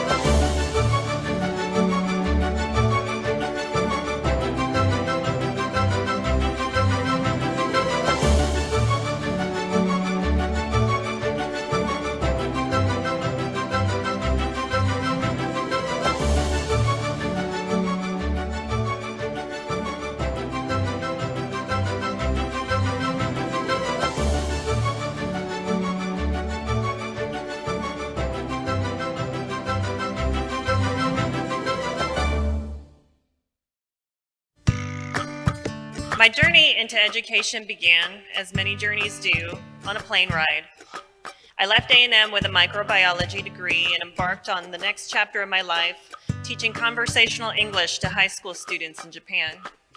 The pivotal moment came in December of 2010. I had an offer on the table for a permanent position in pharmaceuticals the same week I was to interview for a science teaching job. My memories of that day are still vivid. The red and green holiday decorations, the pet scorpion in the front office of the school, and the sound of the assistant principal's heels on the tile as she chased me down the hall to offer me the job before I left the building. I did not sleep on it. The choice was mine and I never looked back. Since then, I've taught at 5 different schools across Texas, returning to Fort Worth again in the end. In that time, I found there's no single way to be a good teacher. A good teacher challenges themselves as much as they challenge their students. They're genuine, they're curious, and most importantly, a supporter to those in need. Imagine with me for a moment as I reminisce. It's a new school year, 2015-2016. I stand at my duty station in the front foyer of YMLA, greeting my scholars as they enter the front door. Up rushes a dapperly dressed, 5'3", 6th grade student, inquiring if I'm Miss Allen. Bemused because I wasn't a 6th grade teacher at the time, I hesitantly stated that yes, indeed, I am Miss Allen. He enthusiastically tells me that he cannot wait to be in my 7th grade pre-AP English Language Arts class next year. Now, fast forward to today. This 5'8", dapperly dressed senior, same boundless energy, rushes to inquire if I wouldn't mind writing letters of recommendation to the several colleges I'm sure he'll be accepted to.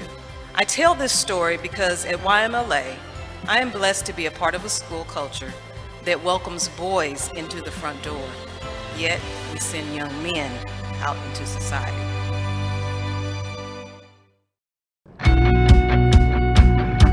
Today we're at UT Arlington hosting our first LEAD workshop with West Point cadets and cadets from the University of Texas Arlington ROTC program. We're providing our young people an opportunity to talk to cadets not much older than themselves who are currently at West Point, currently at UT Arlington ROTC. So I just talked to them about ethics and the importance of ethics, especially as a leader. I see this as a motivation for us, the juniors or the seniors, to be a good leader towards the younger ones. It is up to all of us and our stakeholders, our leaders of character, our educators, and cadets like you, educated to think like engineers, think like scientists, think like doctors, and think like technological innovators. I got to sit in on several of the groups, and I thought they were having a great discussion and how that applied not only to their lives in the JRTC program, but also for the future. You need to be the person that you are and follow your conscience and not do what others are doing. They will decide based upon their natural talent and ability what they're going to become. And this exercise here, this activity, LEAD seminar, will be a catalyst for their future. So push this way, push towards me. Our leadership, ethics, and diversity in STEM workshops are a compilation of where we focus on promoting leadership, ethics, and honorable living with our high school students. And then we do the STEM portion with our middle schoolers. Engineering, decision-making, thinking, leadership is about learning from your failures. Everyone's gonna fail. Everyone fails at something. You're not perfect at anything. But it's the fact that you keep on trying at the thing you failed at till you get it. Okay, sweet. Okay, let's see how far it goes. Today, I feel like one of the best parts is the fact that we're having so many wonderful speakers and we're getting the representative cadets from West Point. We're able to talk with them, we're able to interact with them, pick their minds a little bit, see what the experience is like, and they have a lot of really good and insightful lessons that they can teach us. Who do you think you are? Never too late to learn something new. You learn something new every day.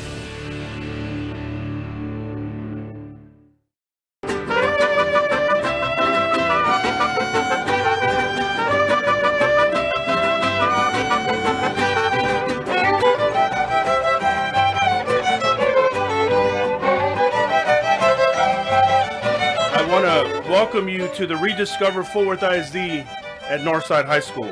It is fitting that today's event should highlight one of the many success stories of our 2017 Capital Improvement Program. The construction projects here not only will help our current students, but also students yet to come. Thank you all for coming out to Steer Country, home of Steer Pride. Wow, as you can see, we have a new facility into the new Marachi Hall. There's dress rooms for both the boys and the girls. And I think that with them seeing all the new renovations, you're able to really see the personality that Northside has. What are you working on? Northside High School welcomes its students to new learning spaces while keeping its history intact. And this clock was actually from 1936. Students now experience enhanced learning areas, inviting collaboration spaces, in classrooms with the technology and the tools to engage students and help them plan their future and meet the expectations of tomorrow. One thing I want you to notice is the windows. I wanted the people to be able to see our kids doing the experiments. This is our new cosmetology space. Oh, this is amazing. It's awesome. Last time I was in the cosmetology room, I was at South Grand Prairie High School and they shaved off all my hair. But this is a great place to be. It's wonderful. This is the automotive shop. Oh, it's amazing. It's great. I just love doing hands-on work every day, coming to school. I'm excited about the future, the opportunities that are being made available to these students. I'm loving it. It's long overdue. The best thing is that all the young people are smiling. Great job.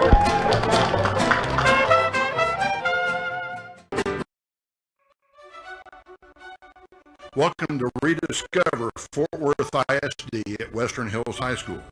We are here today to highlight that the school is just one of the many success stories of our 2017 capital.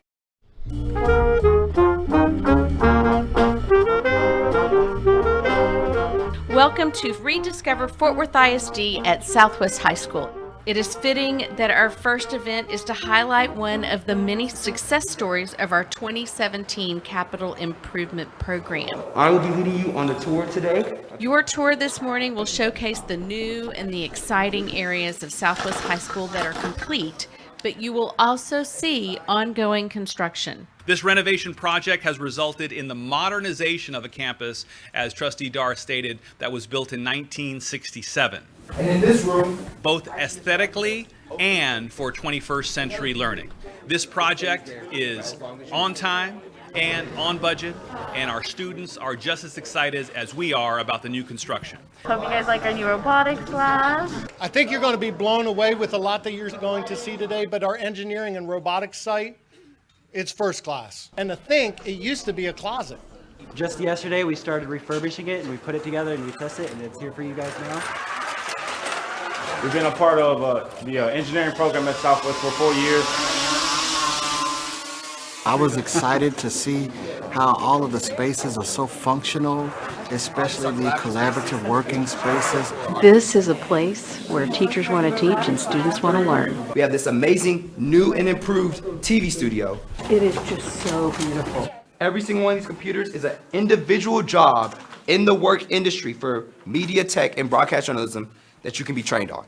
And now I believe we'll be going to the bus so we can take y'all to the field house. College and career readiness means getting them the skills to go be employable, and that's what we're doing in these new facilities. Welcome to our new field house, new and improved.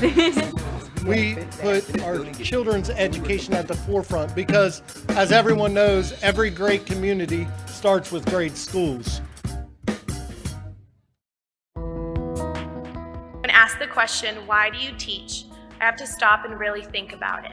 I teach because there are students who not only need to be taught their ABCs and 1, 2, 3s, they need someone to talk to. They need someone to smile when they come through the doors, and they need someone to let them know that they can change the world and become wave makers. At the end of the school year, I tell them that being a champion does not stop here. They have to carry it with them and create other champions, just as I have taught them. Igniting in every child a passion for learning really aligns with my vision with educating all students. I believe that all students have the desire and capability to set goals and accomplish them. It is my mission to grow their love for learning and create a space where my students feel safe and comfortable to be and express who they are. They say a child's home is their first classroom, and I believe that their classroom should feel like a second home. For almost 2 years, education has been turned on its head. We've had to rethink how we do things, and more importantly, how we take care of our students. I, like many of my colleagues, began to wonder if we were still making the difference that we set out to at the beginning of our careers, as month after month of virtual and hybrid classes came and went. Through research, introspection, experimentation, and determination, I think that we've not only been successful, but we have reimagined what a classroom can be and what it means to be a teacher. I'm humbled by your gratitude and for the support that I have received from Fort Worth ISD, Arlington Heights leadership team, Lockheed Martin, and of course all the fabulous students that came together to say, yes, you are on the right path, and yes, you are fulfilling that goal of changing the world one student at a time. I delight in showing students that they can do things that they never imagined they could, and I am honored to be recognized for my contributions to the students' lives. Teaching is the most emotionally rewarding and spiritually satisfying career I've ever had. I'm always blown away by comments that students give me at the end of the year, like, I want to become a teacher because of you. I've never liked history until I took your class, or I've decided to go to college because of you. It's comments like these that I get that motivate me to continue to improve and become the best educator I can be. I'd like to thank my beautiful wife, Laura, who was the first to notice the gift I had for teaching and encouraged me to leave the restaurant management industry to pursue my dream. And I can say it was the best decision I've ever made in my life besides marrying her. I would also like to take this time to thank the various leaders who have guided me throughout my career. Carrie English Principal Nick Torres and my assistant principal James Sparrow, who have seen my potential for leadership and who have developed me into a successful department chair. I'd also like to thank Ms. Felicia Alba, my instructional coach at Poly, who has encouraged me to think outside the box and to excel at standards alignment and database teaching practices, which have revolutionized my teaching. And last and most importantly, I would like to praise my Savior and Lord Jesus, who has led me to become the person I am today and who's made all this possible. This is something I will carry with me as a badge of pride for the rest of my life, and I thank you.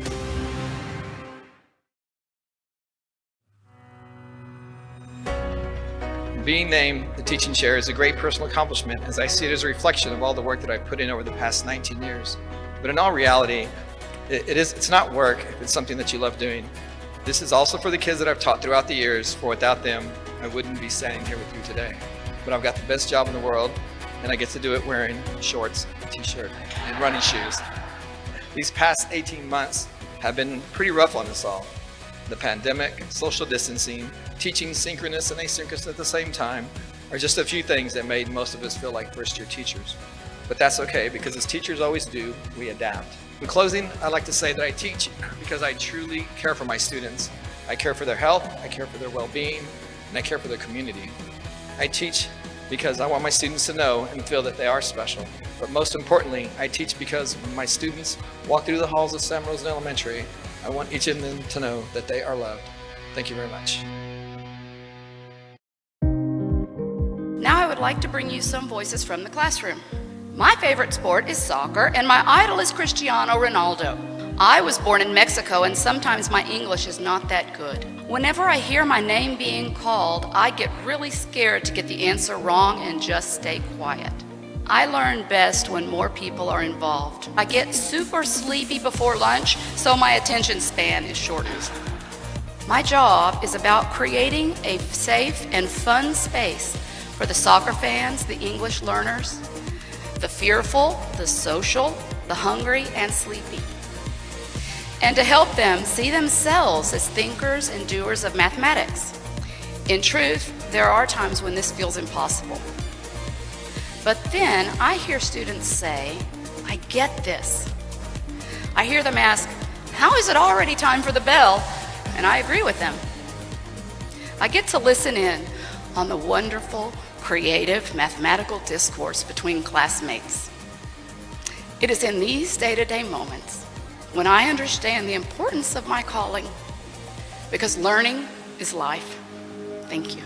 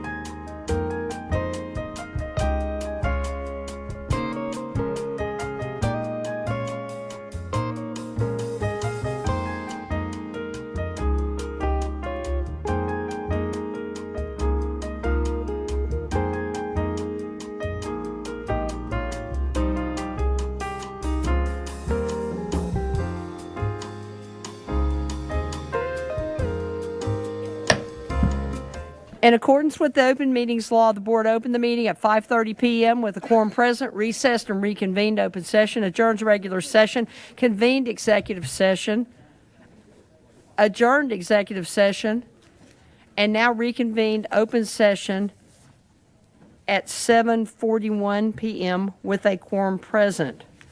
Moving to number 11, accept consent agenda items. We will take those items, and Trustee Dar, you are abstaining from B11, but we'll still take all the consent together, excluding Trustee Dar from B11. Do I have a motion for consent? Trustee Evans, motion. Second by Trustee... That was a second. Yes. Second by Trustee Dar. Any discussion on consent? Trustee Dar? Just quickly, in my litany of praise, that I forgot to say thank you to the members of the Citizens Oversight Committee. These are volunteers that are representing our community, well to make sure that the money the taxpayers voted on is being used responsibly and as it was intended to be used. So thank you to those people who are serving on the Citizens Oversight Committee. Thank you, Trustee Dar. And on number 11, accept consent agenda items. Trustee Evans has made the motion. Trustee Dar has made the second, and we will move to voting.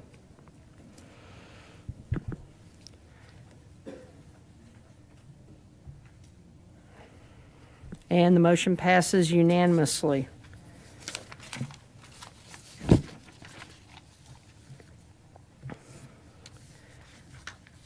Concerning the personnel appointment discussed in executive session. B, Personnel Chief Financial Officer. Do I have a motion? Trustee Luebanos? I make a motion to approve, to move forward on the item 12B. Yes. Now I have a second. Trustee Phillips? Okay. Move to voting. Any discussion?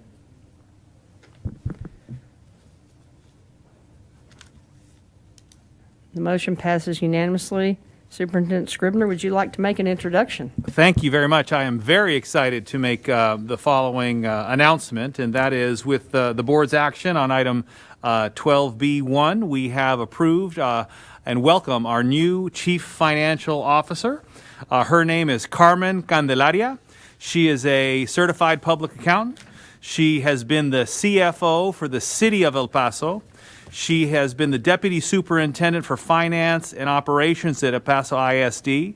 She's worked at the legislature in that capacity and also has served as a governing board member, a trustee there in El Paso as well. So with that, if we could please give Carmen Candelaria a round of applause. Hey, Carmen, if you'd like to... I just want to say thank you so much. I look forward to working with Dr. Scribner, Ms. Maldonado, the rest of the team, and of course the board, and just to continue the level of excellence that I know Fort Worth ISD to be. I look forward to that. Thank you. Thank you so much for accepting the opportunity and welcome. Moving on to 13 action agenda items. 13B, discussion and action to approve resolution of the Fort Worth Independent School District Board of Trustees granting employees additional paid leave due to the COVID-19 pandemic. Do I have a motion? Moved by Trustee Ryan. Do I have a second? Trustee Dar with the second. Any discussion on this item? Seeing and hearing none, I believe we can move to voting.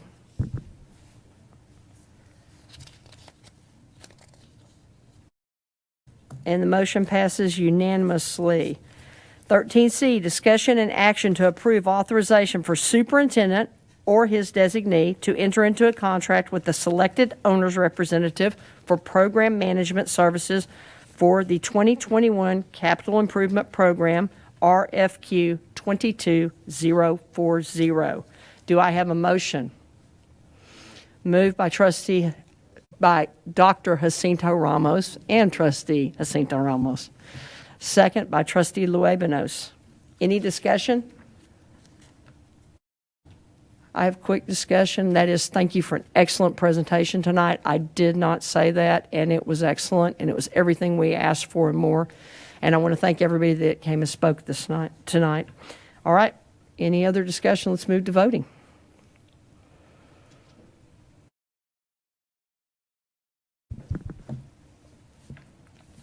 And the motion passes unanimously.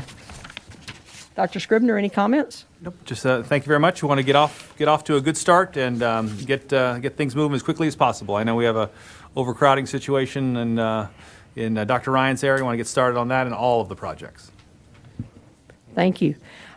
Tonight, we'll move to comments by board members, and tonight I'd like to open it up for the board. Mr. Mike Ball is here at the head of the table, and tonight is his last night. And he entered Fort Worth ISD when we had quite a few challenges, and he is exiting with us with a very stable organization, and he's done an excellent job. Mr. Ball, I want to thank you. Thank you for all the questions you tolerated.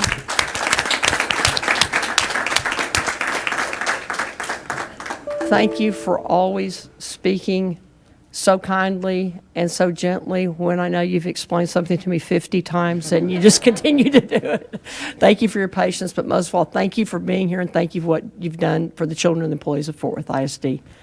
And I'll move around the table. Trustee Evans? I just wanted to say thank you for your sage advice and always being available to answer any of my questions, and best of luck in retirement.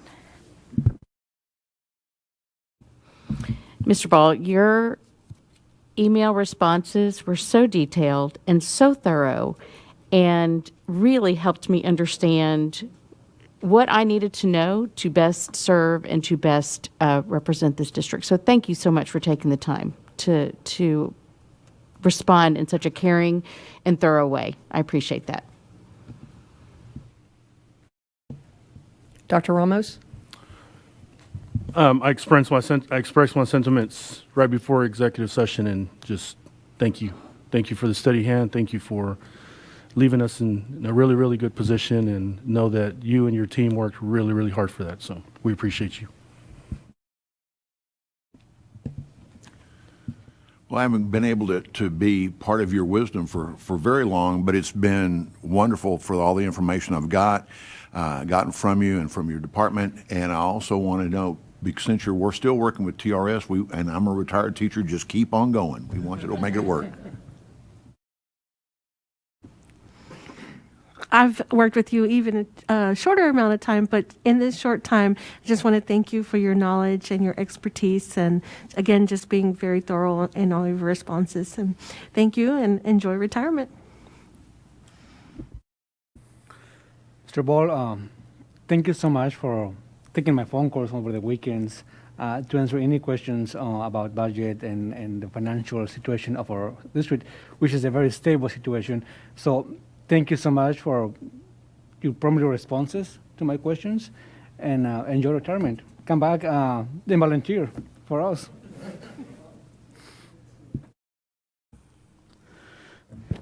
Yes, sir. Mike Ball. Really appreciative of you, man.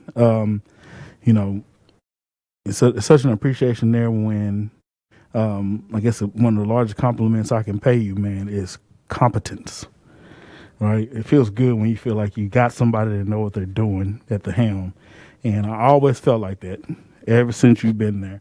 I always felt safe. I felt like you had the information, you had this thing under control, and it always made me feel real good, man. So thank you for that steady hand, your wisdom, your temperament in dealing with us to have no idea what you're talking about half the time. So we really do appreciate it, man. Wish you very well in your personal life, and enjoy the ride, man. So grateful for you. And if I may, President Jackson, I also want to thank Mike. He started here in Fort Worth ISD the week that we had a malware attack and a global pandemic, and the stay-at-home order. And he came again, needing to keep our ship afloat, and he did that. He did that with a very steady hand. He is a professional of the highest order. He is an individual of incredible integrity, and if I may quote Deputy Superintendent Karen Molinar, he's also a family man who speaks with faith and family, and he has an incredibly impressive collection of boots. So I want to thank you for giving me something to aspire to. I don't think I will ever get there, but I appreciate you. Thank you, Mr. Ball. And they did say they were going to say that you never dropped the ball, but I see they all missed that. Thank you so much, President Jackson. And if you would just allow me an opportunity to express my thanks to the board and to Dr. Scribner and Ms. Molinar for their trust in me and for your trust in me and for giving me the great privilege of serving the students in Fort Worth ISD. So it is a great privilege to have had this opportunity, and I wish the district well. And I know I had the great privilege to spend the last 2 days with Ms. Candelaria, and I can tell you that she's very competent and she's a great catch for the district. So I know you'll enjoy working with her much better than you've enjoyed working with me, I'm sure. So thank y'all so much. And thanks for always being on the ball. I wouldn't have called on you. See, I could have missed it. I like saying Dr. Ramos. It really fired me up. Okay, I'll move on to comments by board members. Trustee Phillips. Yeah, well, you were hitting the nail on the head, President Jackson. I really appreciate it. You know, I'm able to do this as a member of the Board of Trustees at the moment, but really in taking that hat off, if it was possible, I'm doing this as a family member. I just want to see if I can make a brown man turn red. So for the first time, I get to introduce my brother, Dr. Jacinto Ramos Jr. Very proud of you, man. Hey. So just know, man, just being able to be a part of your journey in life, knowing what you mean to so many in both of our hoods, man, and around the city, knowing what you mean to the young people that we've been able to mentor and love and that are part of our family and everything now, man, just it means so much for you to have that title now, man. That's a lot of hard work. That's a lot of effort by a lot of people. And you put it to use, man. And now you representing so many of us so very well. So congratulations, brother. Really proud of you, man. Thank you. Trustee Andor. Thank you, President Jackson. A couple of, one recognition. The McLean sixth grade community is mourning the loss of a beloved teacher, Mr. Richard Boughton. He started teaching at McLean in 2001. He retired, I believe it was in 2019. And he brought accelerated math into, and he and Mr. Boley, who we also lost this past year, brought accelerated math into that community. And that accelerated math program has also been implemented across the district, not just at McLean sixth grade. He was the Whiz Quiz sponsor, the Math Count sponsor, the Number Sense sponsor, and he died on November 5th of 2001. If I could say anything about Mr. Boughton, and I was lucky enough to know him personally, is that he saw the possibility in a child, not the limitations. He looked for the possibility every day in those kids, and he will be missed in that community. I also want to recognize that educating children is a community event. It is not something that is done only on campuses. It is not something that is only done by staff. As much as we appreciate all the work that the staff is doing, there are many community members that are a part of this process. And I have a few. I'm just going to read a list very quickly for some of the District 6 schools. At Alice Carlson Applied Learning Center, they would like to thank Live Thankfully, Cowboy Crew, Better Box, Fort Worth Zoo, Kids Who Care, UCC Children's Closet, TCU Band, Tarleton State, Real, and Fort Worth ISD staff for all the help that they've provided. At Southwest High School, they are grateful for the support of the Hewlin Street Church, Movement City Church, Kelly Horn of Keller Williams Realty. At McLean Middle School, they are thankful for the support of South Cliff Baptist Church. At Hazel Harvey Peace, they would like to show appreciation for Trademark Church, Hewlin Street Church, and Tarrant County College. And at Woodway Elementary School, they appreciate the support of Doxology Bible Church and Great Commission Baptist Church. And then I would also like to thank University Christian Church. Yesterday, they delivered 313 gift bags to students at Alice Contreras, Carol Peak, Clifford Davis, D. McRae, Edward J. Briscoe, Lowry Road, Sam Rosen, Seminary Hills, Sunrise McMillan, T.A. Sims, Van Zant Gwynn, Versha Williams, Maudry Walton, Washington Heights, and Western Hills Primary Schools. In each one of those bags, there was a coat, a sweatshirt, a pair of jeans, a pair of tennis shoes, 2 packages of underwear, 2 packages of socks, a toy, a book, and a Bible in a large red bag. The students and Fort Worth ISD thank you and thank all of the organizations I just named for your generous and continuous support of our schools. Thank you so much.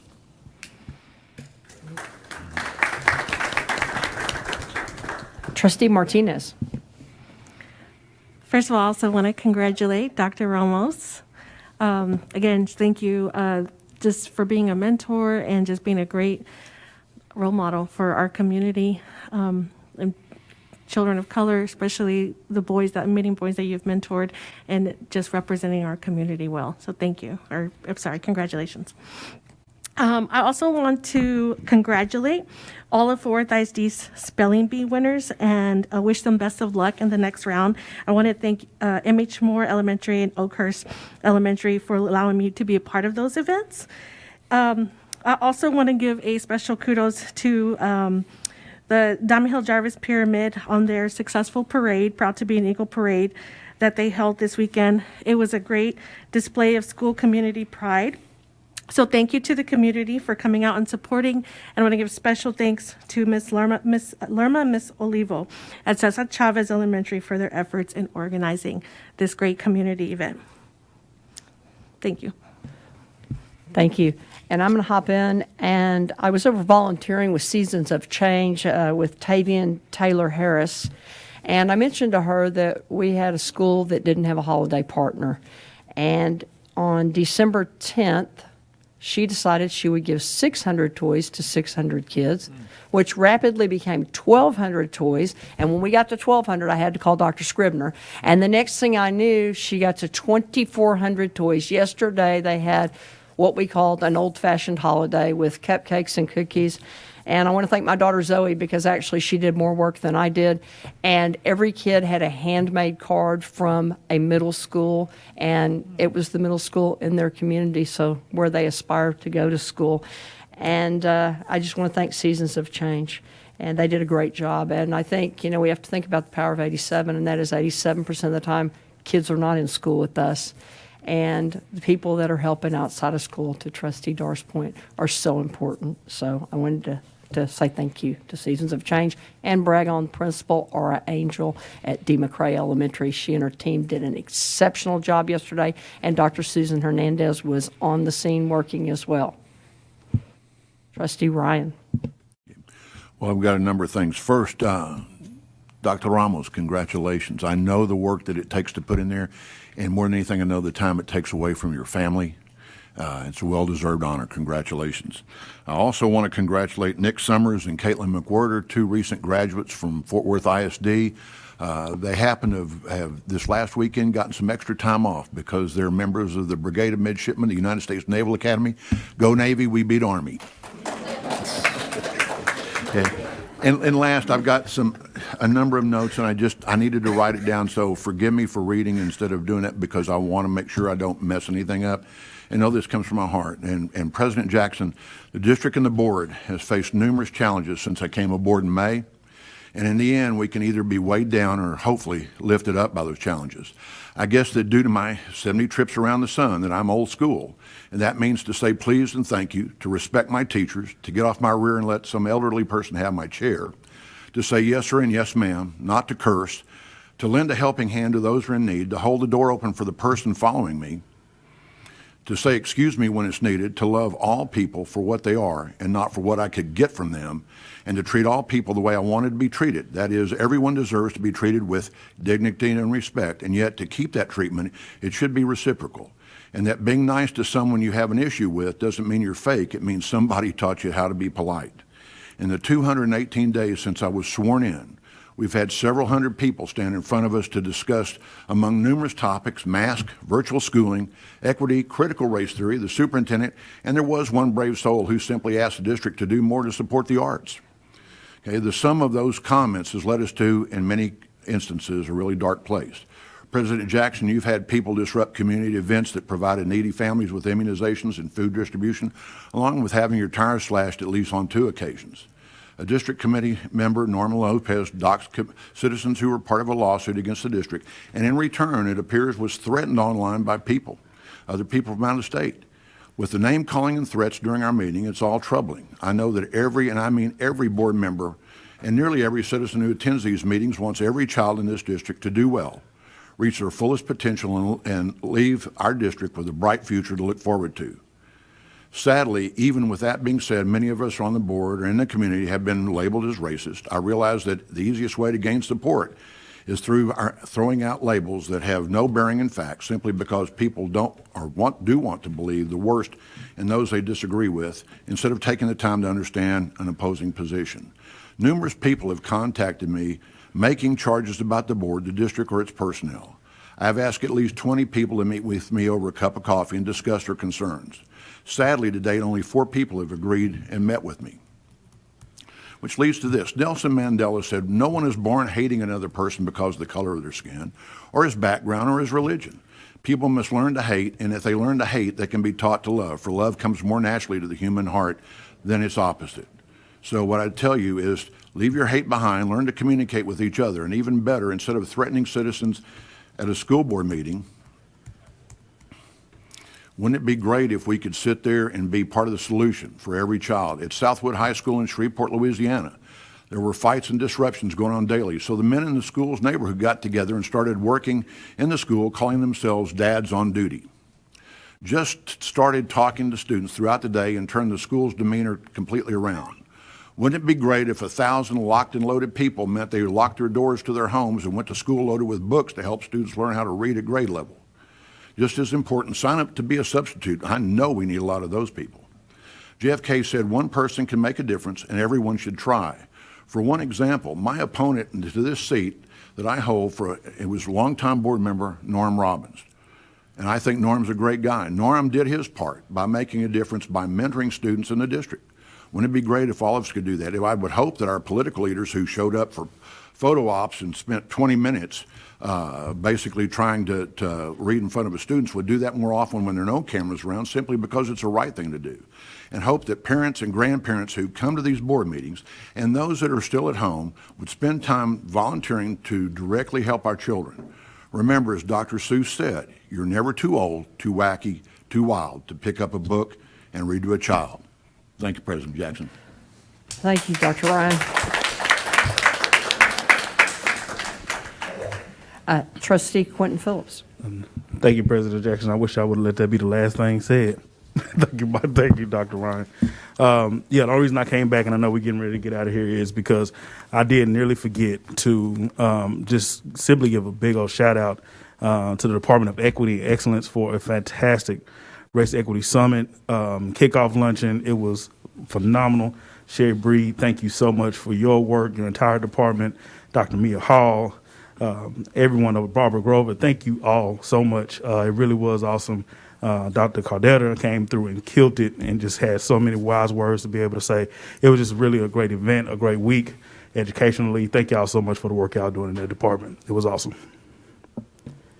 Thank you. Trustee Dar. I apologize for one more statement. I just real quickly want to say thank you to the teachers. I know this has been a hard semester. I work with teachers all across the state of Texas, and I hear the stories, and I recognize the passion that is out there to serve students. And so my hope is that the teachers in our district and the staff and all of the personnel that work for Fort Worth ISD and every district, and for that matter, has the opportunity for rest and relaxation and family time over the 2-week winter break. So thank you for your hard work, thank you for your dedication, and thank you for coming back in January. Thank you. Dr. Ryan? No. Trustee Luebanos? Thank you, President Jackson. I would like to second Trustee Dar's comment on the teachers. It's been a hard year, it's been a hard semester, and I want to wish all of our employees for the district happy holidays and Merry Christmas. Thank you. And I have a brief statement regarding the filling of the District 4 seat. As a result of the tragic and unexpected passing of our friend on November 5th, Trustee Daphne Brookins, her seat is now vacant on this board. Today is our first meeting that the board had the chance to address the vacancy. The passing of Trustee Brookins surprised all of us. Trustee Brookins was not only our friend, but she was one heck of a community leader. And it's taken a good amount of time for us to process her sudden passing. Thank you for being patient with us as we processed and grieved this tragic event. Because there was more than 1 year left on Trustee Brookins' term, the seat must be filled within 180 days by law from when the vacancy occurred, which in this case is November 5th, 2021. The board has two options to fill this seat. The first is to appoint someone from single-member District 4. If someone is appointed, the seat will be up for election at the next regular trustee election in May 2023. The term will be for the remainder of the unexpired term until May of 2025. If the board decides to appoint someone to the seat, the board must make the appointment by May 4th, 2022. The second option is to call a special election to fill the seat for the remainder of the unexpired term. If the board chooses to go this route, the election will be held on May 7th, 2022. The board has a great deal to consider and discuss regarding this process to fill Trustee Daphne Brookins' vacant seat. Know that we will be transparent with our process, whatever it may be, and we will work to make a decision in our students' best interest. And on that, we'll adjourn.